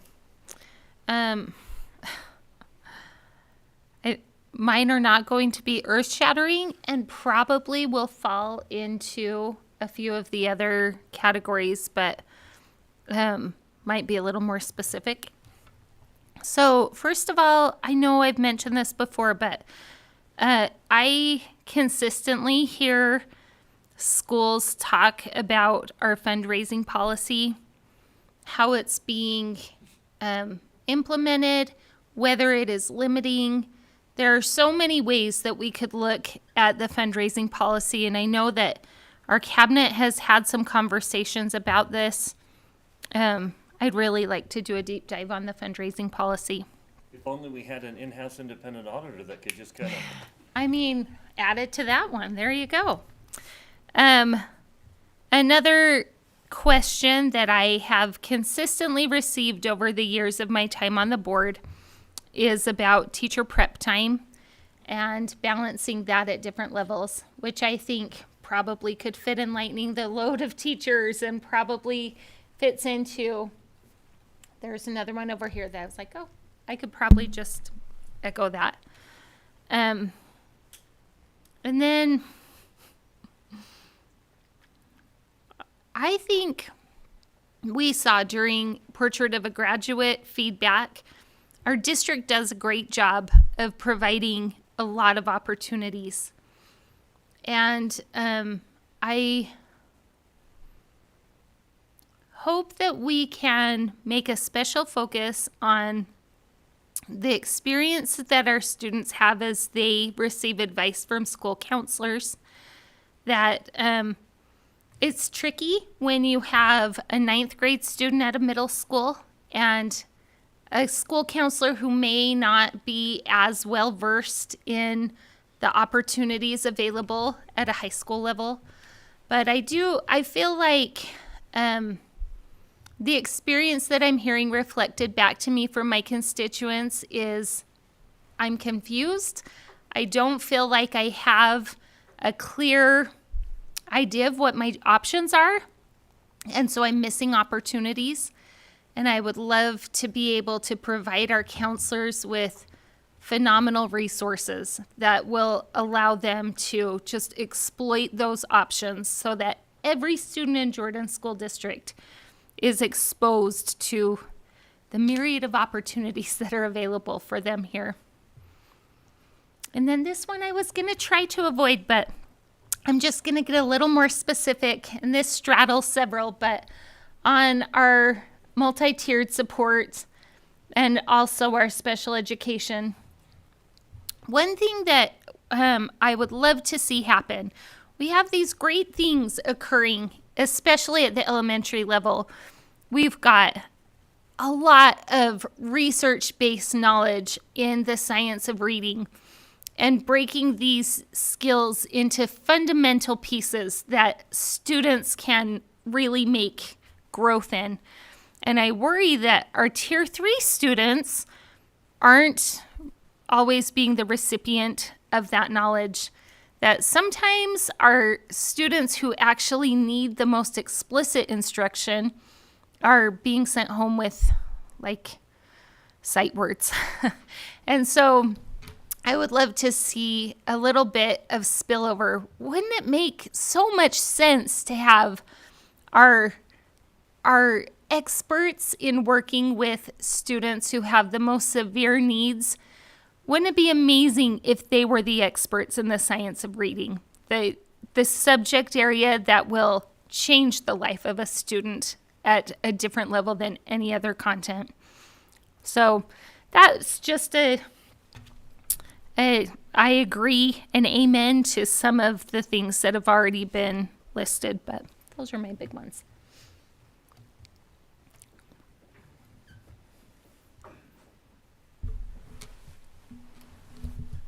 All right. Does everybody feel comfortable with the basic idea of all of these items? And what I would just invite, let's think of the best way to do this. If each of you would like to add 3 tally marks to this board, so you can just add it to the ones that you're like, yes, we really need that. So that we can get a sense of where the urgency is. I don't think there's anything on this board that should go unrecognized, but that will just help guide us in timing and prioritizing. Are there any here that you, before we do that people are like, oh, can we just combine these? I want to put a tally mark next to 3 of them, but I feel like they're the same thing. Anything like that? Combine all of the ones that deal with multi-tiered system support. Sorry. Away the secondary schools. I just feel like, anyway, and I don't know. I think we should keep secondary in there. Like we can keep the specifics, but just say it's MTSS. Like, and we will under MTSS. We want to kind of see some of these things. I don't know. So do we want to move this Tier 3 support underneath that one as well? Move Brian's into one vote for MTSS. Question I have is I feel like Brian was hoping to focus primarily on behaviors. Did I understand that right? Yeah. So, yeah, I don't know if it would make sense to combine that. It's hard to talk about one without the other, so I feel conflicted there.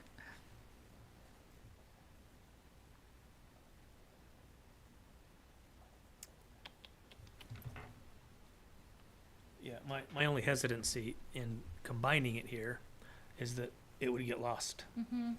Yeah, exactly.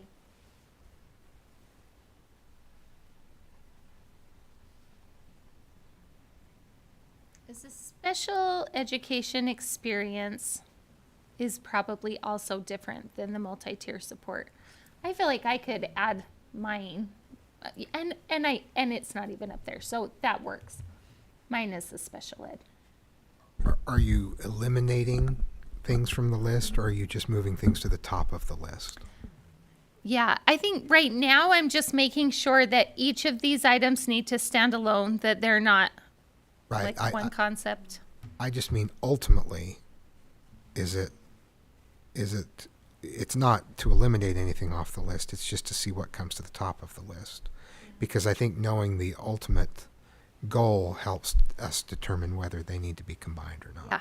Oh, yes. No, I don't think we need to eliminate any. You guys did a good job limiting. So thank you for doing that. I know that was hard. So do you want us to each get a different color and just walk around and put tally marks Or next you- to each? yeah, you could do that. You can put your initials, but would that be of any benefit to anyone to know specifically who said what? Do you want to? Our color will do that. For your own choices so that you don't. No. Yeah. Yeah, I do. Otherwise, we'll all wind up with the same thing. That's It'll do real true. good if everyone votes for what they put. I mean, obviously, Right. I felt strong enough to put it on the board. I'm Right. going to vote for it. If you take that off the board, then I have to tell you which of everyone else's choices I would prioritize. Those cancel each other out. So I agree. I agree. All right, so does that make sense? 3 marks, just the ones that resonated the most with you?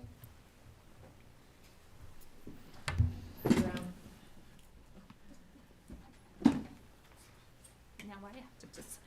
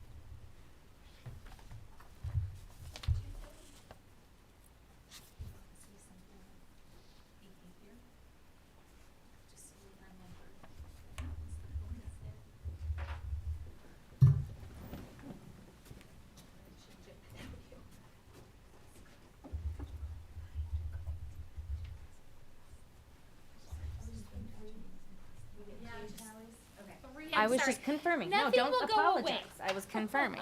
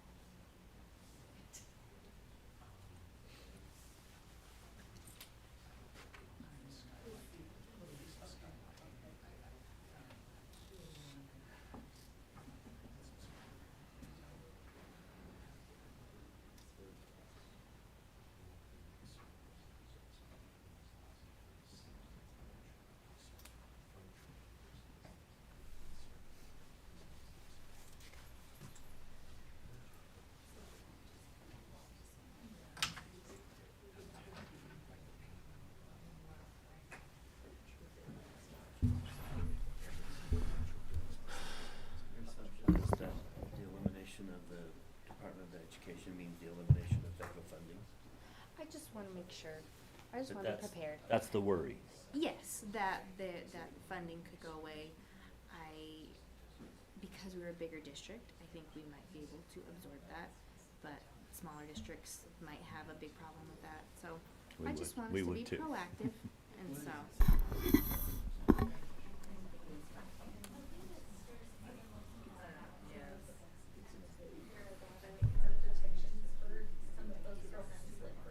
Even though that's not where we get most of our money, it's a ton of our protections. I think that is really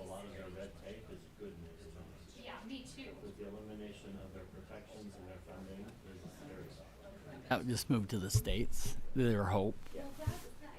My hope is Funding will just come to the state. my hope is they continue to fund, but they leave all administration to the states. And that's what I've heard mostly from Trump, but I just don't know what we can do until we know what they're gonna do. Keep it on the radar. What you just said, Bryce, would be a phenomenal state to follow. Yep. Leave it to the Local districts, control. fund it, and then leave it to the districts to.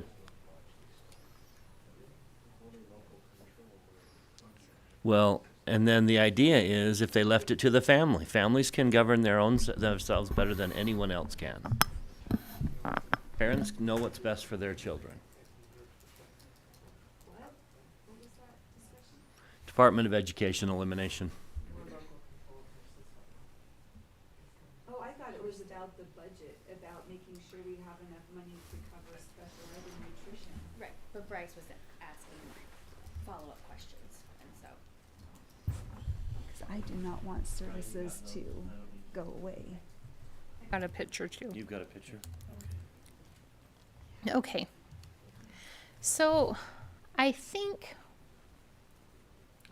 taking the time right now to divide this out by a staff responsibility or a board lift might be early. Yeah. So maybe I was a little ahead of myself when I said that earlier. Okay, this has been really productive. Thank you for taking the time and thought that I know this required. Right, let's move to board and superintendent reports and comments. Facilities, should I start? Sure. Okay. I sat down with Scott Thomas this past week, and he oriented me as to what the facilities committee does. I had a general understanding, but it was good to sit down and discuss with Scott. The one thing that I want to make sure of is that the facilities committee only acts on items delegated to it from the board. And there's only one item that I'm aware of that's kind of a standing item that the facilities committee is always doing, and that's summer projects. And that has some certain timelines, so there's certain meetings throughout the year where the facilities committee will get together, and under the advice and counsel of Scott and his staff, we will work through some of those issues related to summer projects, and then we'll come back and make a report and ask for guidance from the board.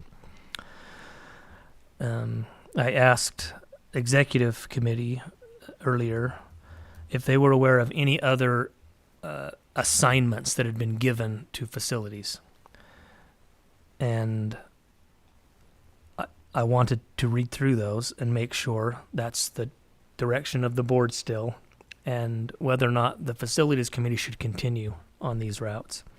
The first one was to identify trigger points for boundary changes, specifically at the high school level and Harriman High School. So that was an assignment that was given to facilities committee, and I just want to verify with the board that that is still an assignment you would like facilities committee to take on, identifying trigger points. Bryce, could you talk just quickly about what trigger points means? Trying to be proactive instead of reactive. If we could identify, you know what, when a school hits this, we did on the opposite end, we did this with our school closure policy. At what point do we close? What are the trigger points to close a school? What we've never done is established kind of a handful of trigger points that would say that boundary needs to be changed. And I think we ought to establish kind of a, this is the trigger point. Like Harriman is approaching. Harriman is just getting closer and closer and closer and closer. And I don't want to react as soon as it's very uncomfortable. I want to have decided, look, we're going to pull the trigger when this happens. Okay. That feels like a heavy lift for facilities. Do you feel like that's an assignment you guys can take on? I don't know. What do you think, Mr. Thomas? Is that something we could take on? I don't have enough experience to answer. I think it certainly is. I mean, there's a lot of things that have been assigned to the committees over the years, and that's something we could take on. I think part of our responsibility would be to work with Dr. Anderson and Superintendent Godfrey in terms of who else would be invited to those discussions from staff to help make those determinations. But We have in the past, one time in facilities, we invited student services in, and they actually helped make a proposal given enrollment trends. And so the tradition is there that student services would help look at enrollment as a facility issue. we can pull those groups together with direction from these gentlemen. Is there anyone on the board who's opposed to facilities continuing with that assignment? Okay. Another item was assigned was to look at all of our properties and see if any of the properties we have might be considered surplus or unneeded. Is anyone opposed to facilities continuing on with that assignment? And that's an assignment. Are you aware of that one, Scott? Yes. Okay. This might be on your plan already, but we need to develop a long-term plan, and you can't know what properties are surplus until you develop a long-term plan. And that was assigned to facilities. They just never acted on it. That list, the spreadsheet that the board did, It went nowhere. and then it went nowhere. So I wonder if that, That has if to be those done two could before go you can hand in look at hand. access, getting rid of surplus. I think that is a step, an important step towards a long-term building plan. And we have it. Now we just need to make it actionable. Do you have that spreadsheet still? I'm sure I do. I don't know if I'll be able to find it, but Okay. I got it if not. so that might go hand in hand with the properties assignment. Is that what you're saying, Daryl? Well, that has to go before the property assignment. It can go hand in hand with it, but if you had to determine the two, you have to have a long-term plan before you know If a property is Properties are surplus. surplus. Yeah. And then that how you probably, and then how you surplus it goes hand in hand with that too. and that probably also goes without saying, but if you notice blaring needs, Okay. we need to be keeping our eyes peeled for. One item that I don't think has been assigned to facilities, but that has come up is proposals for West Jordan High remodel. Has that come as an assignment to facilities specifically, or just to you? Well, so I think the proposals, if I understand correctly, there were the three different proposals, the options to choose from. The board made a selection on the pathway that we should go down. And now we're actually acting on that. So facilities is taking the first stage out to bid. When you say facilities, you're not talking facilities committee. No, we're not facility. Yeah. Okay. The facilities You and department, your Dave, staff, yeah, yeah. they're taking that first phase out to bid, which included the portable moves and preparation for the parking lot, and that's going to come back to the board probably February or March. I'll check with Dave, but it's coming back soon. That bid, and then the construction bids will come back at a later time once we get that first phase Okay. done. So is this project better suited to staff or board direction to staff as you need input from us, or is it something that the committee needs to take on? The committee could certainly study components of it or get feedback or input as directed by the board, but I think we've already been given direction to move forward on that. I mean, everything will come back to the So, board. What's the impact in Joe P. Jensen, and what's the timeline? And that's what we mean by a bigger picture. There's no question we're moving forward with the remodel of West Jordan. But there are pieces of the puzzle we need to know where they fit on that. So that when West Jordan's done, what do we do here? What do we do here? What do we do there? We need to start planning for the elimination of a building, the consolidation of two programs, and so we need a timeline. that says at what point do those two middle schools combine? At what point what's the plan for the property? What's the plan for? I think we need to be careful about how we talk about that, because if we talk about it as if it is a done deal, there's a whole process and a whole timeline where we get public input, and it might already be set in some people's minds about exactly what is going to happen as far as that. We do have a process. And so I feel like talking about we're going to eliminate this and eliminate that before we've gone through the process, I think. When does that process start? That's what I mean. Okay, thank you. That's- Thank you. He was saying the timeline, right? That's what, thank you. I'm not saying this is when that does. I'm saying this is when that timeline. If we're going to go this direction, it would start here, and this would. That's what I'm asking. And for me, that timeline needs to happen now. I would not approve the funding of West Jordan High School without the closing of Joel P. Jensen. And it should be no surprise at the end if all of a sudden we close the school. To me, it's the same project. Maybe it's not for other board members. So that needs to be defined, in my opinion, early on and part of the process, not something that we decide after the school's done. Part of the purpose of a committee, my understanding, is to take work away from the full board, to do some work behind the scenes and then come back with a proposal. So my question on West Jordan High remodel is, are there things that the facilities committee can do to alleviate the whole board getting involved? Or is that just something that Scott and his staff can do without the need of the committee?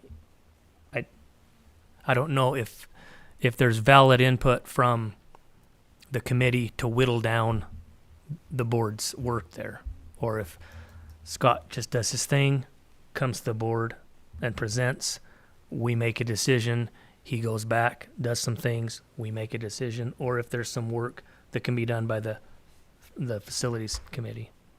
So would that be, for example, let's say I had a series of questions that could be given to the committee that when you meet with Scott, you could discuss and then relay that? Is that an example? Okay. Yeah. I also think there are a few policies that make assignments to committees. So A13, the school consolidation and closure, makes several assignments to facilities committee that you're actually right in the midst of. So we have already received our enrollment capacity and projection data. And then it says staff provides facilities committee with information on schools that meet the trigger points and an initial analysis of the trigger point data. So some of those things that we were just talking about, how schools fit together into this master plan, that's already delegated to facilities by policy. So hopefully those conversations are happening. And then it later comes in that facilities committee notifies board members of schools being discussed and involves the board member requesting the affected schools in discussion. And then they analyze trigger point data, school information, potential resolutions, and determine if further action is recommended. So then you would bring a recommendation on that to the board, and we're right in that sweet spot there. So I'm gonna present your recommendations March to June according to that policy. I'm gonna move ahead then with the assignment from the board, if there's no objection, that the committee get involved as an assignment for the West Jordan High remodel and the effects of that remodel on neighboring schools. And is that okay with everyone? The proposed plan. Yeah. Okay. The last item I wanted to bring up is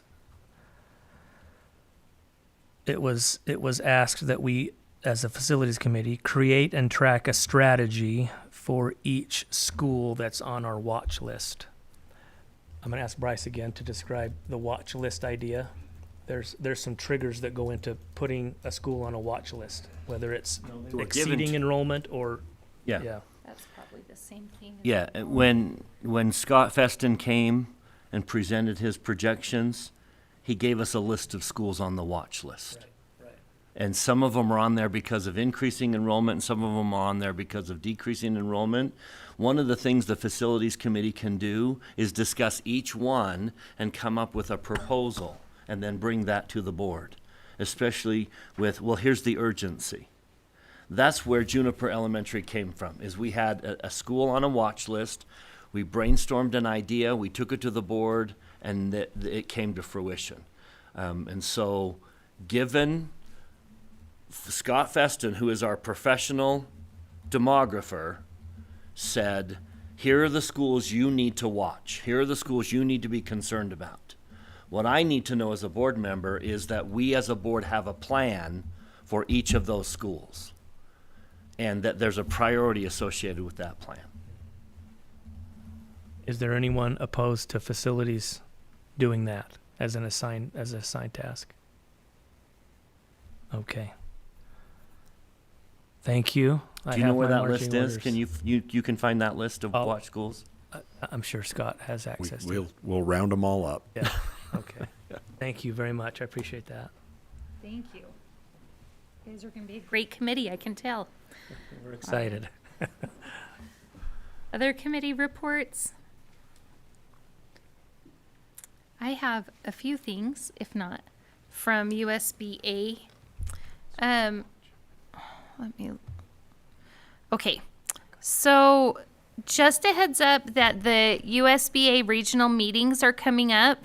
That will be the one in Sandy, that's our assigned meeting, is March 12th at 6 o'clock.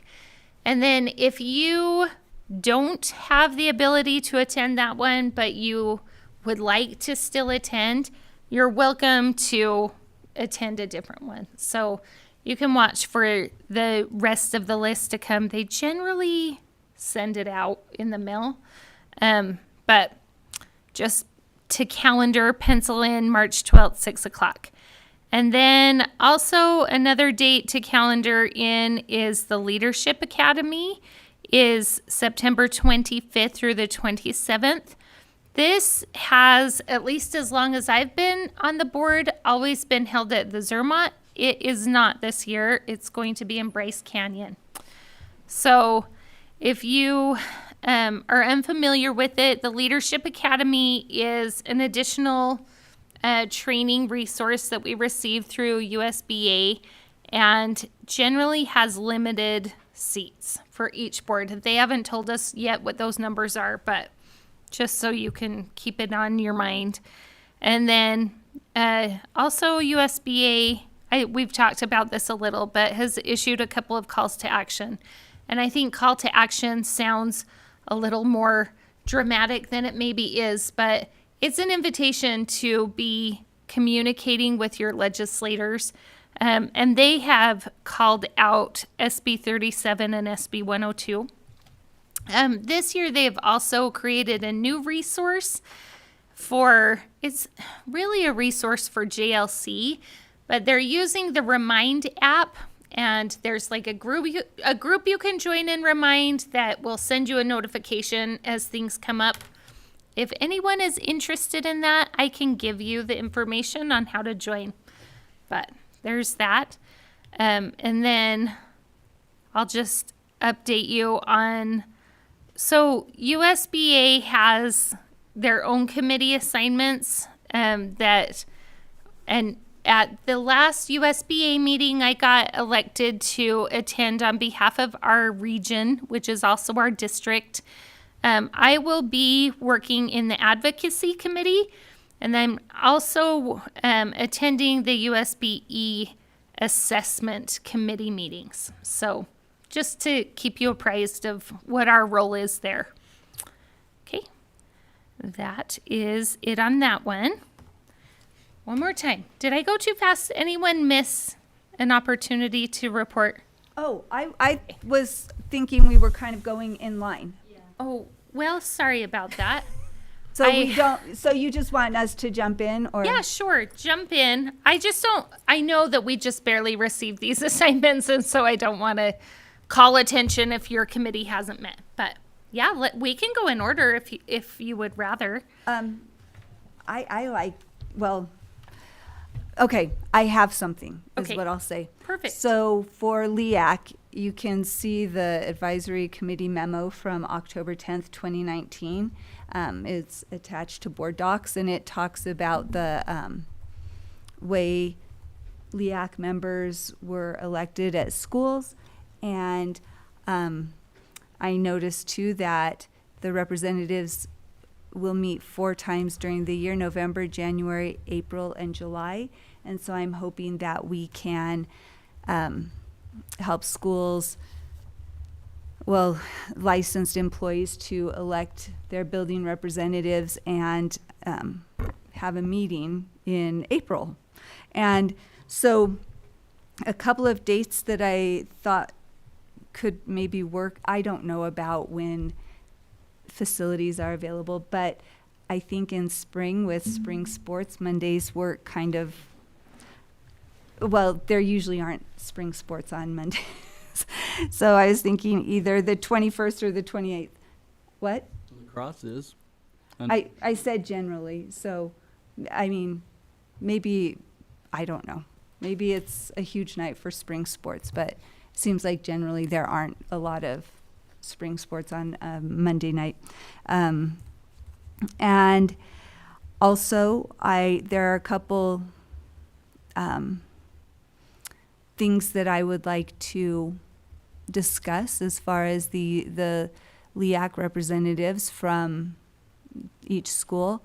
I think I would like to see more people have an opportunity to have their voice heard. So I would like to add to this communication that the position is for 1 year, and that we would like to have a different representative each year. So could anyone ever repeat? Are you saying like just a space between? I think people could repeat, but I think my intention is that, so the LEAC, I don't want to give an impression that it is going to replace JEA or meeting with JEA. I want all licensed employees. And when it says licensed, I feel like that also could include counselors and nurses. In this, it's specifically not administration, and I don't want administrators to come, but I just want any teacher to be able to come and feel like they have a voice. So I think at some schools there might be the situation where nobody wants to be the representative, and at other schools there might be a situation where 10 people really want to be it. And I just want to make sure that the people who want to participate are given the opportunity. Meaning everyone who wants to come to LEAC can? No, but has the opportunity to be nominated and possibly be the LEAC representative. So I want to maintain this kind of thing where this process where the licensed employees nominate, and then the top 2 nominees at least, or top 2 nominees or top 3 at an elementary level are voted on, and then the top 1 is the representative, and then the next one is the alternate, and then at a middle school the top 3, and then it's the top 2 are the does that make sense? So I feel like this process is fine. What I'm saying is I would like to add something about it's a once-a-year process, and I just am hoping to not have the same person elected every single year to be the representative, because I think that it is possible that more than one person would like to participate. Does that answer your question? Does anybody have thoughts on that? Would recommend all new elections. I think so. All new elections. Even before April? Can I speak to that? I think that having new people on the committee is always a good thing. I'm not really big on creating a new committee every single year. That's what you're asking for. And I'm not really big on telling a school, we're going to kind of select the person for you because we don't like that you're sending who you voted for. And that's basically what we're doing. We're saying, hey, we don't like who you voted for. You voted for them several years in a row. We're going to take your second place instead. So I'd be really careful. We can define the rules. We could put term limits on it, stuff like that. But I would be very careful in telling them, we don't want who you elected. And we want someone new every single year. I just think a turnover of every 50 or 100% every year just puts us back to square zero. It takes a while to figure out what you're doing in a big committee like that. So, I mean, most committees we do 2 years and a chance to renege one time. And I would be good with 2 years, and that's it. But I think an election should always be at least 2 years. And so maybe I am not, I might have a different understanding about the purpose of this committee.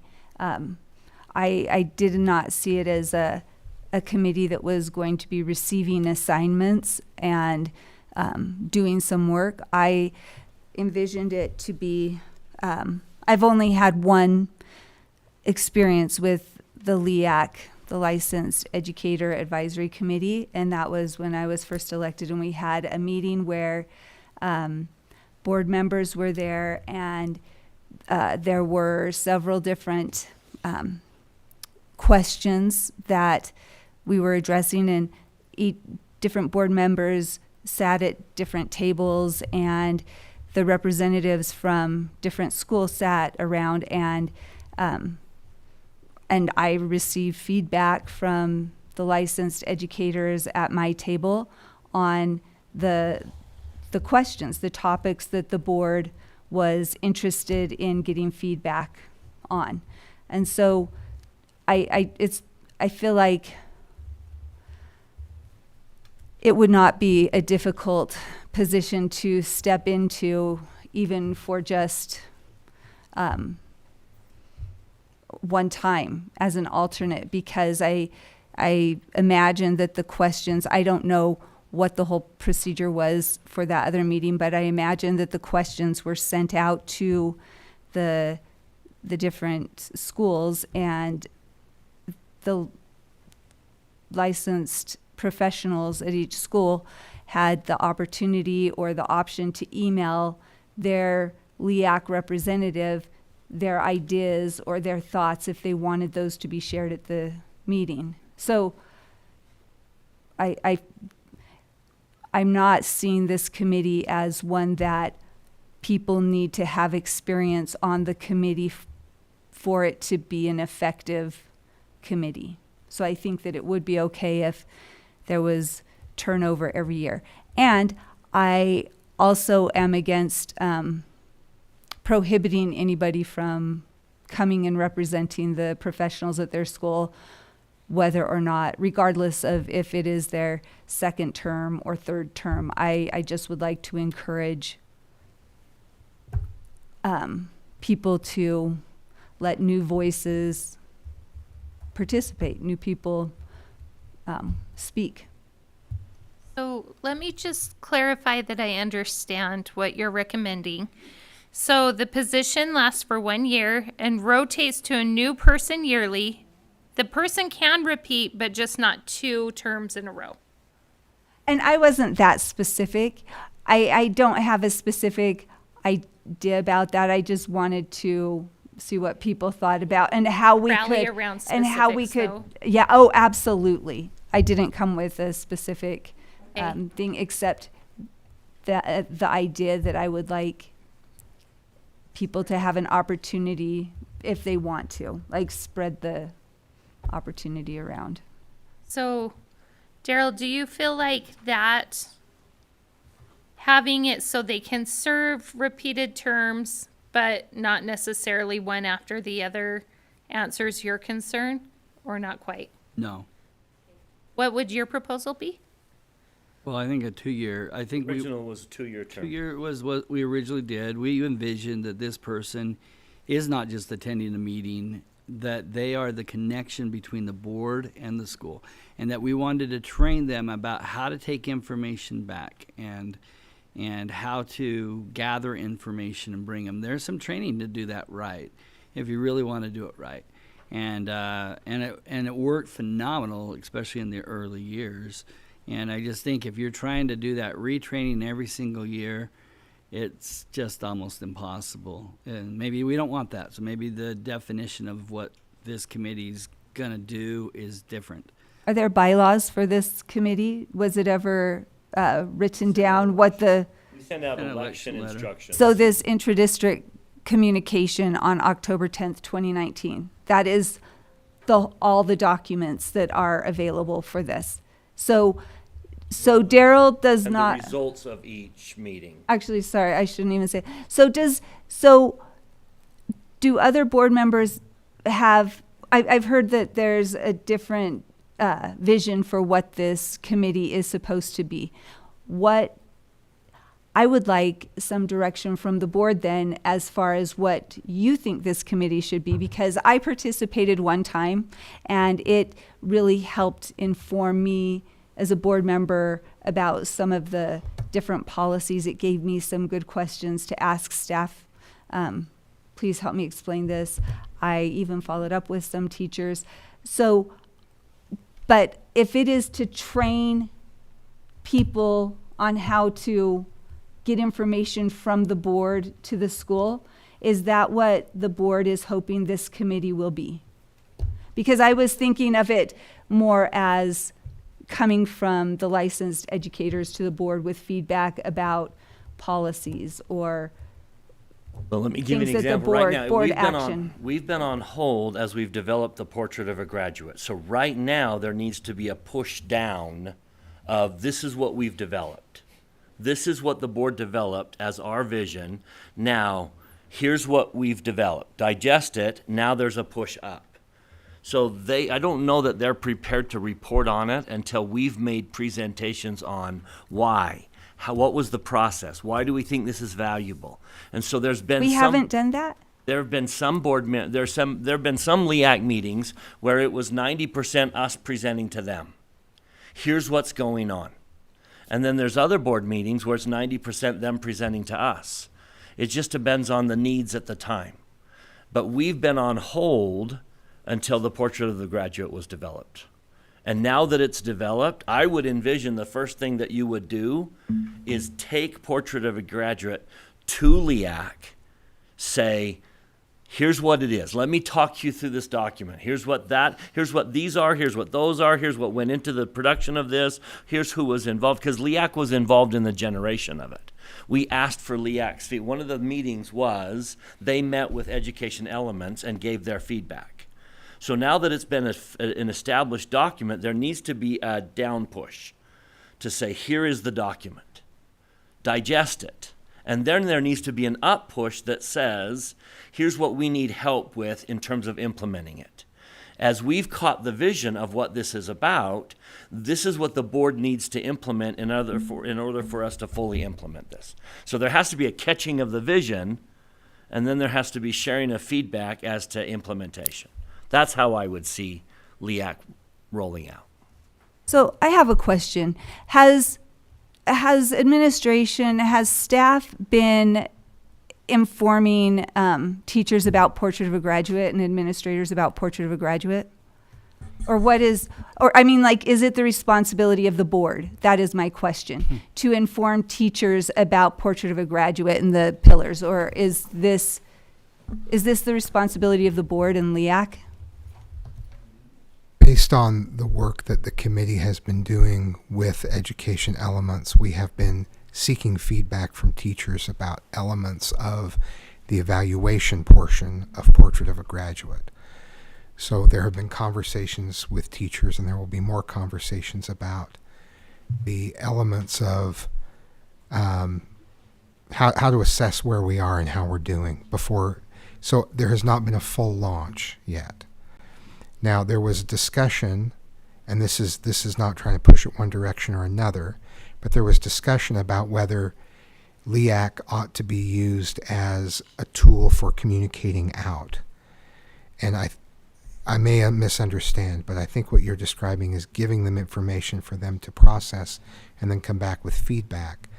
But we moved away from saying LEAC is the way that we communicate ideas to schools, because it becomes a little bit uneven when so many different people are involved. You even have 3 people from one school that would be responsible for sharing a message.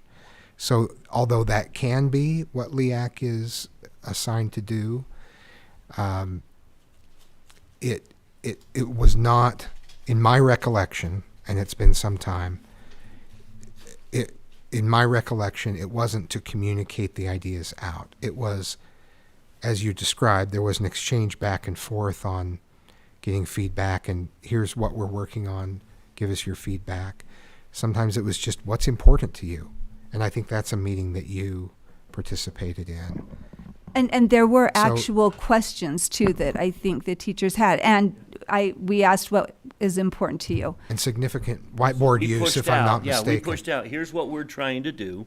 Would you ask your staff and then come back with the answers to these questions? So let's go to an example that we actually did do. We looked at compensation, but then we said, let's look at benefits.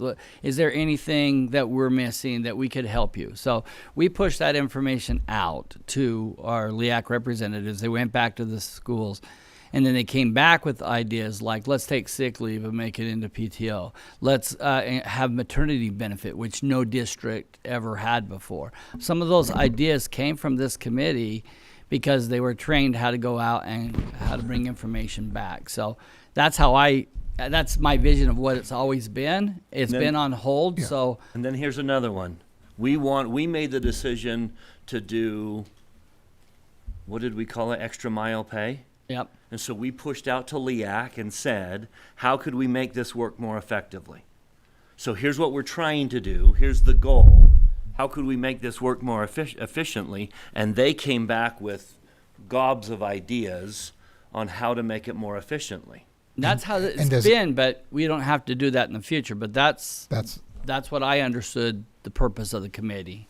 Very similar to the Jordan Parent Association. And to Ms. Dean's point, that this is the opportunity to clarify what those expectations are. Like you said. Now, also to clarify, in these examples, the board talked with LEAC, got the input, said this is what we're working on, extra mile pay, what should we do? Oh, here are the ideas. But we didn't say, hey, LEAC, this is what extra mile pay is, let your schools know. We sent that out globally once that exchange had happened. So that's the one clarification I would make, is that we did not use LEAC to communicate information out. We did use it for feedback, but not to share a final product. So in answer to your earlier question, if we were to follow the way that we used LEAC in the past, we would not use LEAC to communicate Portrait of a Graduate out. And the committee that worked with Education Elements determined that we would work with that we would open it up to teachers to be part of a group that looked at a draft, because if you send out a draft more broadly on how we evaluate our progress on Portrait of a Graduate and the strategic plan, then you get a lot of confusion. So, Dr. Godfrey, maybe we're explaining it differently. I think it is administration's role to explain that to all the teachers and our whole community. I think what Mr. Dunford's expressing is, as we look for implementation, that a different presentation would be given to LEAC, not the only presentation. Or even the initial. Or maybe an initial and then you Right. roll it out, however you do that. But our idea is that they have somebody connected to the school from the board side, because administration is going to do their presentation. But how do we implement it? What ideas do you have? It'd be just, then we get feedback 2 ways. We're coming through administration. They're just sending it out. They're bringing it back. We're sending it out through the board and getting feedback back. So we get it from 2 different sources, and then we kind of match and say, what are you hearing? What are we hearing? And that's the value of what that committee was And created as for. one example, your restructuring of our district, that went through proper channels. We're going to put a vice principal in the elementaries. We're going to hire this, and that went through. But it was important to me to stand in front of LEAC and say, this is why the board did this. Right. This is why the board supports what he proposed. We have his back.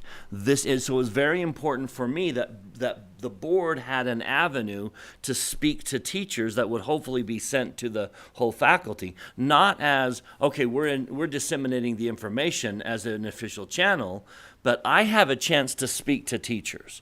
I don't usually have that opportunity. Right. And LEAC gave me as a board member an opportunity to say, you want to know why we did this? I would like to tell you why we did this. And what I mean is, I would like the board to be able to say to the teachers, this is why we implemented Portrait of a Graduate. Not, here's the official kickoff of Portrait of a Graduate, Right. but can we tell you why this is important to us? Right. As a board member, you're going to get it from the superintendent. You're going to get it from the proper channels. But can I look you in the eye and tell you why this is important to the board? And then can you look me in the eye and tell me what's important to you about it? And I was looking at it more as an opportunity for teachers to speak to board members, because I feel like anyone can tune in to the live stream or subscribe to the channel on YouTube, although it has ads now, of the board meetings, and hear why we chose to do something. I want to know what the teachers think. For the first meeting, I wanted to get feedback on the cell phone policy. Just like Aaron wants a report on cell phone policy, I want to hear the anecdotes. I want to hear how it is working in their schools, how it is working for them specifically. I also wanted to hear about successes and challenges in attendance. So I just thought, I want these two things. And then I thought, as a board, we can figure out something for July, something for November. I want to know how the actions that we take as a board affect our licensed professionals. That is what I want. I don't want an opportunity to speak and tell our employees, this is why I did it. I want to justify my position to you. I don't want that.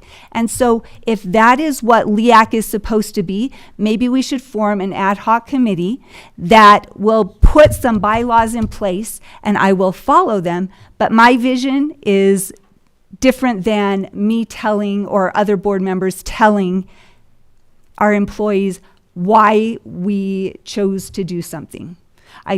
Can I speak to that, Ms. George? Were you finished? I probably should be. Sure, and then I'd love to hear some new voices. And all I was saying is, it's not the position of a committee chair to decide, just like Mr. Barnett said, is like, it's the agenda is set by the board, not by an individual committee chair. And we've been really careful on that. And maybe we do need to put bylaws in place for some of these things that we have. But I guess the perception, we got to be very careful when we're assuming new responsibilities that we don't just recreate something new, that there's continuity in that. And so maybe the policy committee or something can put something in place. But I'll be quiet now. And respectfully, this is my committee report. Do you know what I mean? So this is my assignment, and I am fine. I was so excited to receive this assignment. There has not been continuity here. I don't know when the last time LEAC has met. It might have been more than a year. And so if I don't know how I can be expected to read the minds of what it is supposed to be. Can we pause for just 1 minute there? I feel like this is turning into a two-person conversation. So let's invite some additional voices. Let's give you exactly what you're asking for, which is the vision of the board as a whole. So anyone have some feedback? I have a question because the document we were given says October 10th, 2019. Is that when LEAC was formed? Was only in 2019. Okay. I think it would be beneficial for whoever is in charge of this committee in the future and for Ms. Dean currently that we have something that gives a little more definition of what this committee is supposed to do, what the chair of the committee is supposed to do. Because when I was given my assignment, I was told that I would be creating the agenda. And now it feels like the chair is not supposed to create the agenda. So we need to clarify that. I Recommend wasn't. an I wasn't agenda going to the to. board. Those were just ideas that Right. I thought. I No, was no, going no, no, to no. ask I'm after we had this other discussion. What do you think of these topics? right. But There just needs to be clarification on how the committee is run, how an agenda is made for these committees, because I definitely need to know that for my committees that I'm supposed to be in charge of. And it does say in this small paragraph, representatives will meet 4 times during the year and will be, oh no, that's not what I wanted to say. The purpose of this committee is to advise the board regarding issues that affect licensed employees. And so that to me sounds like we are looking for feedback from the licensed employees. And to me, it sounds unfortunate that LEAC has been put on hold because of Porch River Graduate, because we still probably could have been receiving, feedback on what was happening. So I think we just need to clarify. A great point. So I'm hearing a recommendation that we form an ad hoc committee to create some specific bylaws. I heard a suggestion of policy committee doing that. Anyone? so does that mean we Fake won't that. meet probably until July? Then would be. I suspect that we wouldn't need Or that long, even- but let's see. Ms. Wood? I don't know if this will be helpful, but Dr. Anderson wrote a purpose statement. I don't know when you wrote it, for the Government Relations Committee that I found very helpful in directing me as to the purpose and the parameters of the committee. Can something like that just be done in a week? And then if we need to review it here, we do. I don't know, was the purpose of that committee reviewed by the board, what you wrote up? That one I sent to President George, and then she distributed it to the board. Executive Okay. committee had their eyes on it, but that was about as far as that went before we gave So it to the are board. we thinking of something like that for this LEAC? I think that's a great suggestion. Mr. Barnett? Any thoughts? I was on the same page. It sounds like there's a confusion as to the purpose of the committee. If we can identify that succinctly in a few sentences, I think that would give Lisa what she needed. Okay. And the next chair or the next board Yeah. member. Yeah, definitely. So I think that sounds actionable. And the tradition is that LEAC meets when the board asks it to meet, not LEAC feels a need to meet. I mean, they would love to meet, but we traditionally have not gathered LEAC until the board calls for a meeting of that's why it's been inactive. Isn't because, no, nothing turned it off. It's just that we have always gathered LEAC when the board said, let's take this to LEAC. And then we had a meeting for that specific purpose. And until the board said, let's take this to LEAC, we didn't meet. That's been the tradition, is when the board calls for a LEAC meeting, we have one, and until the board calls, we don't have one. I would That say, can change, but that's been the as a tradition. board member, it would be helpful for me to have regular and periodic feedback from our licensed employees. So I would support it being scheduled quarterly or however often the board determines. That would I be think- helpful. I think it's a good idea. I think it's a good idea for us to have a few people work on this statement. So I'm just trying to think of the best place for that to happen. If that's an existing committee, Can I speak again? Please, of Can course. we also do it for the parent committee? 'Cause Great idea. It's the same. They were created out of the same thought process. So I think the continuity, we probably even the ethnic committee, they all were created kind of the same reason, and we didn't put times to it because the board wanted to put times to it, and I wanted to do the Jordan Parent Committee several more times last year than we did, and as a board we said no because we wanted the next big agenda to be Portrait of Graduate. So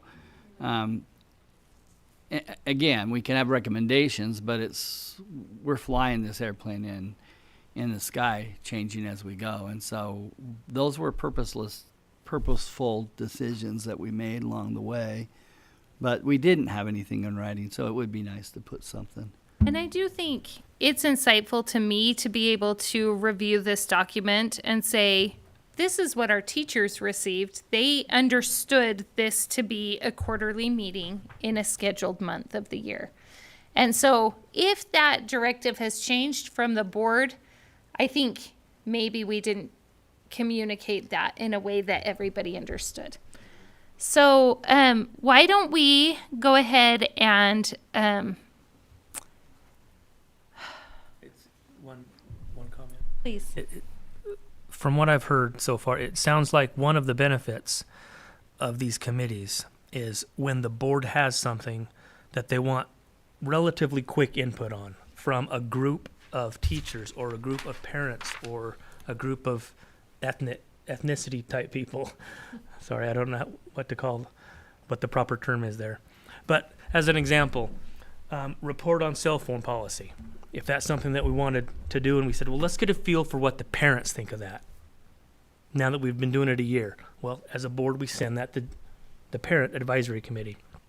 If we want to know what the cell phone policy is like for teachers, we have an avenue to quickly assemble that committee and say, and ask them that. So I think that's one good purpose. But I think another purpose, and it's the same experience I had that Lisa had, that one meeting, where it was an opportunity that we gave to the teachers to come to us with any concerns they had. And that was very valuable for me too, Lisa. Not any concern. It was directed. And we pushed that out. It was directed. It What was you a guys saw is what specific came feedback back. we were seeking. Okay. Not, hey, just talk anything that you want to say. It was very specific feedback on a particular thing. Just to be clear. Okay, that's not. Maybe that was the directive. That's not how I remember the feedback coming to me. It kind of went around, but I think that's valuable as well, is to allow that voice an audience to us. Yeah. You know. Yeah, definitely. So let me ask this, Dr. Godfrey, do we ask staff to write those committee goals, responsibilities up for the document that we used on our committee assignments? Do you think that that you as a staff would feel comfortable writing kind of a basic idea of the responsibilities of LEAC, JPAC, and, well, GIAC isn't really a board committee, right? That I don't know if we would be the ones to write that. GIAC is a little bit like PTA in that it's not a board committee, but a board member is assigned to it. Originally a board And- committee because we had 3 board members on it, and it changed over the years. Yeah, it evolved. And But it is now, at least on our website. It was originally created Yeah. as a board. we would be comfortable writing a starting point so that the board has a starting point on that, but it would be important for the board to shape it from there. Definitely. And We just start from scratch and say, what's the need?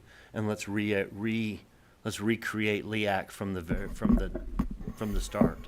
I wonder if we need to have a board discussion as to the need for and the purpose of, and then we can write a statement like that.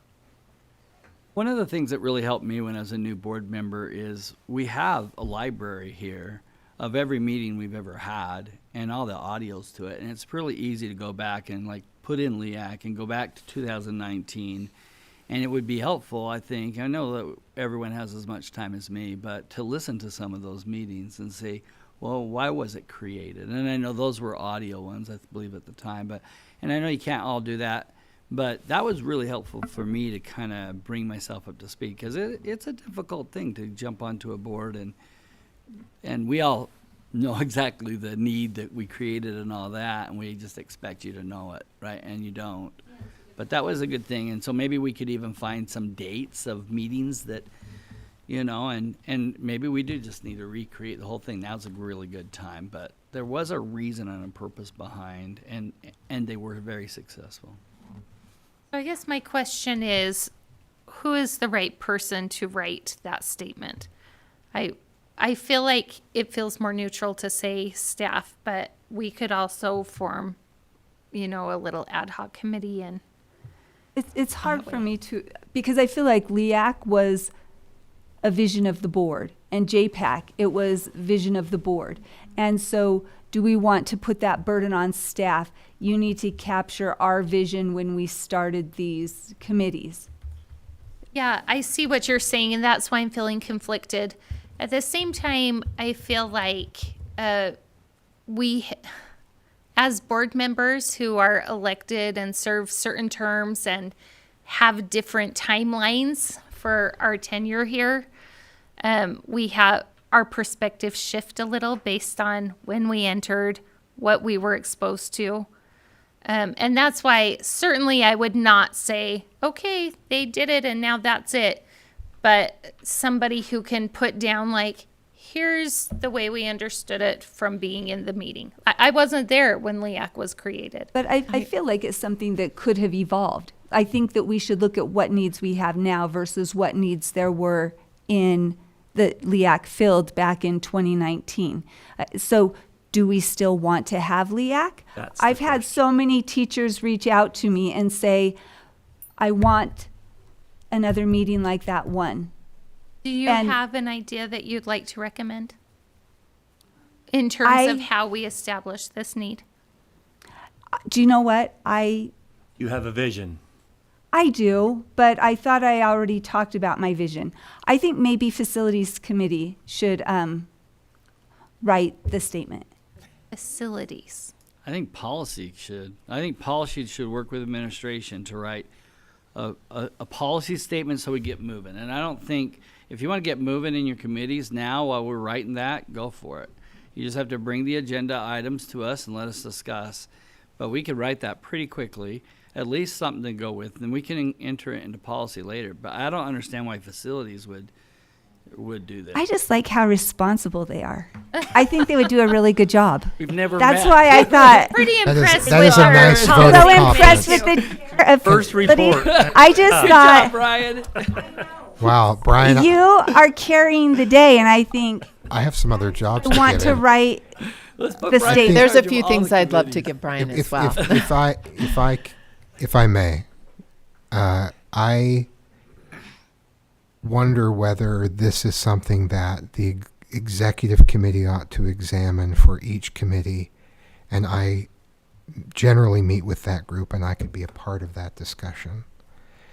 And then the board review it again, and I'll point out that each committee is pretty different, and I think Ms. Dean's point about, and others have made the same point, about looking at what the need is now as opposed to the history. I think the history is important context for determining what we need now. And I think that in the past, the executive committee has taken on this sort of assignment that is a global sort of far-reaching assignment. GIAC is no longer really a board committee. If you want it to be a board committee, then that's something that can change. LEAC's most popular meetings were probably the ones with the feedback, but we're distant enough that the board can make LEAC what you want it to be. So some of the board assignments vary. LEAC is the largest participation group.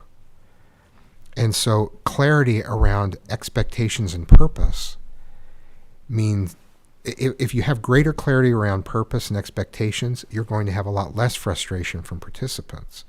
Where you have facilities committee, that can be a lot more nimble and switch around. But with such a large group, I think clarity up front for LEAC is really important.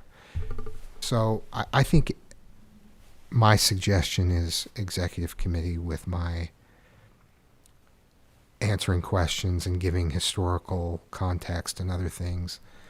But if you want to assign it to staff, we can do it as a staff as well. But ultimately, that would still only be a starting point that would be brought back to the board. Those are only suggestions.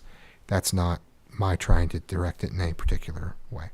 I will say I feel completely comfortable having staff write a draft for my review, because I can edit something and I can carve it up, but I like having a starting point, even if it ends up looking very different.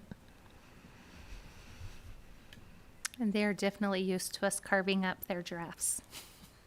That's our job. We're very happy to give a starting point, but those are suggestions. Go the direction you'd like to go. We can support whatever you want to do in terms of establishing that purpose. Would anyone like to make a motion? I move the executive committee writes the mission statement or purpose for the Jordan Parent Advisory Committee and the licensed educator advisory committee. A second? I'll second. Right, so we have a motion on the table that executive committee take the assignment to write a statement of purpose and direction for LEAC and JPAC, to be brief, and then bring it back to the board for review. Did I capture that?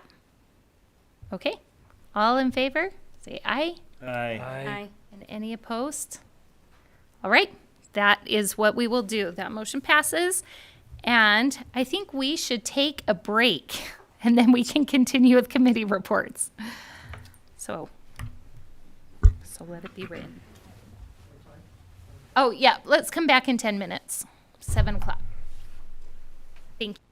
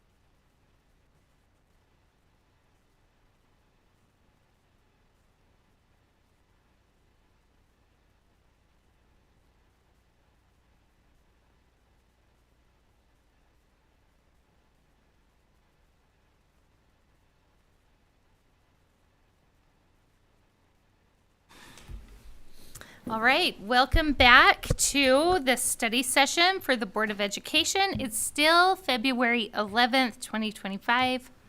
All board members are still present, as well as cabinet and our board attorney. Okay, let's continue on with committee reports.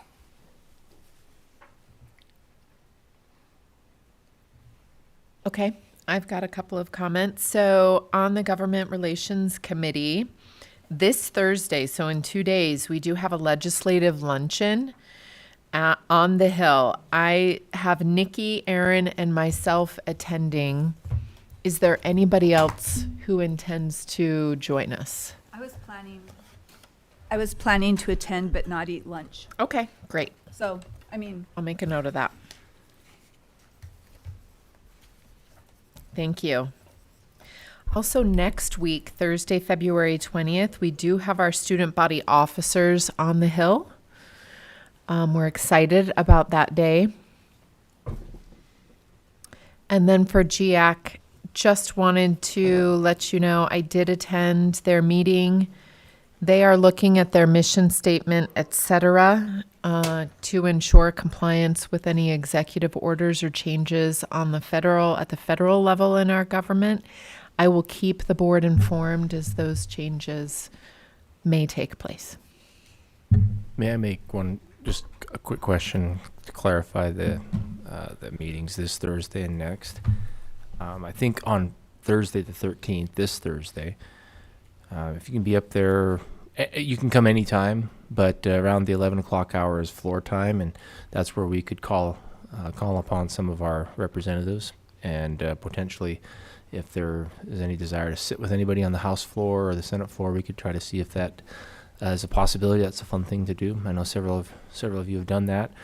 And then at noon is when they'll break from floor time, typically, and then they have their caucus meeting begins at 12:30 that day. So I think that time between 12 and 12:30 is probably the most likely to be able to interact with them and see them over in the Capitol boardroom.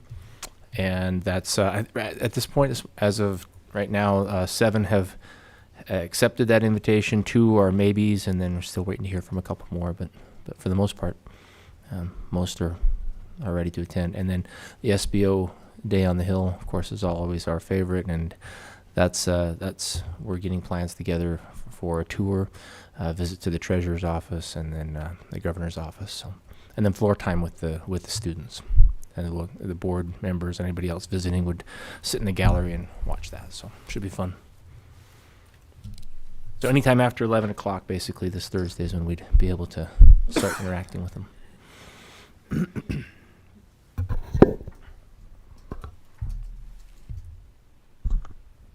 Anyone else? I have one item. Daryl and I serve on an education committee between Harriman and Riverton cities, and we met this morning. And the police department is they said they're in crisis mode when it comes to crossing guards. They cannot hire enough crossing guards for the need. They asked about staggering start times so that they might be able to use the same crossing guard at 2 different crossings. We talked about that. I recommended, and I'm seeking board approval, to send out a letter to parents, an email to parents through our system, encouraging parents to consider being a crossing guard. If we can just send out a distress call and say, we need crossing guards. If you can, if you're interested, if it fits your schedule, please follow this link and consider applying as a crossing guard. I just think they need our help. The police department needs our help. They've handed out flyers at PTA meetings, but they get a very limited cross-section. We have access to all parents. So I am seeking board approval to work with Communications Department to send out an invitation for parents to consider working as crossing guards and providing the information they would need on where to sign up and how to proceed. Would that be all cities? Sorry. All cities are in need. Okay, so the letter would go to all parents in the district, and we would just have a link based Yep. on city. Yep. I want to verify the cities, just because I'll- I know that committee is just Harriman Riverton, right? Right. I will. That would be part of my homework, is to reach out to each police department to say, You know, what's the need, and if there's an interest, what's the link? But I just think that's an easy effort. That's something we can do that would dramatically show partnership, a desire to help. Let us use our resource to increase potentially your applicants to be a crossing guard. What's happening is most families that used to, hey, we need supplemental income, a part-time job on the side is great. They now need a full-time job on the side. And the part-time jobs are not being filled because for example, Harriman Police Department lost 6 crossing guards, and all 6 of them sought full-time employment. So maybe a shout out to parents, maybe a grandma, a grandpa, someone who has some time and would like to work as a crossing guard. If the board would approve that, I will work with the police departments and communications to send that out. Can I make a comment on that? So, I haven't seen them use their social media for that effort, and I think that they're powerful in social media, so I think they should do that too. I'm not against us using ours. The other thing is, I think that a person that'd be really good is our part-time people, our aides. I mean, because some of them are limited to number of hours they work. They would be really happy. They already have a tie to the school. They know those kids. So that might be a group to maybe even target before we go to parents. It's just an idea, but I do think that we should be good partners with the cities and help them where they need it, and this is a need. Suzanne, did you have something? I was just going to add, I don't think we need to narrow it to parents only, but do you know of anybody who's retired or flexible schedule? Yeah, the invitation would be, I would love to send it to all staff, all parents. Please, if you know someone, please pass this message on to them. If you have a neighbor, a relative, a friend, we are in need of crossing guards. I highly recommend it. I love being a crossing guard. I think we should have Aaron draft the letter. All right. Any concerns? Nope. All right. Let's Great, go then for I it. will proceed. Perfect. Okay. Just a quick update on Portrait of a Graduate. The committee met today and got an update on what has been happening. So you'll remember when we met in December that we were looking at implementation timelines and also the grade band definitions. So what does this look like if I'm in K through 3? And what does this characteristic look like if I'm a high school senior? So they've been doing a lot of work on that, have sent out a survey. It's not an exhaustive survey, but to 60 teachers and received feedback. It looks like they're on the right track, but they're definitely adjusting things based on the feedback that they received, and are doing some more in-person work in March. So, questions on that? All right, perfect. I was able to attend my first Salt Lake Academy board meeting with Daryl last Tuesday. It was really interesting, really cool. It was this meeting, but on a much smaller scale. They had their superintendent and their finance guy and the board members. Did And they say Madam President? no, they didn't. There you go. A lot more casual. It was much more casual, and you could hear students out in the hallway right next to us. And but yeah, I thought it was interesting to be there and to introduce myself and to meet the members of that board. They have 2 members from our board on the board. They have 2 members from Real Salt Lake and 1 parent, I believe. Is that right, Daryl? Correct. Yeah.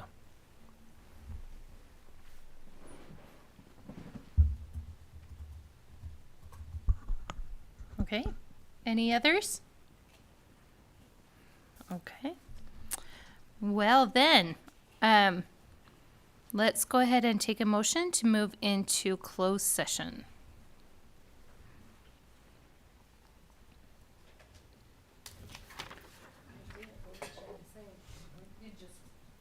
Closed for character and competence.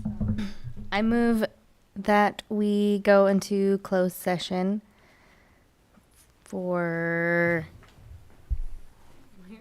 A, B, C, D, E. character and competency of individuals, property, potential litigation, negotiations, and security. Thank you. I second. Perfect. Everyone did. I have Good a pick. motion by Ms. Barrow, a second by Mr. Dunford, and we'll do a roll call vote. Mr. Barnett, Yes. Mr. Dunford, Yes. Ms. Barrow, Yes. Mr. Robinson, Yes. Wood, Yes. Ms. Dean? Yes. And I am also a yes, so this meeting is adjourned and we're in closed session.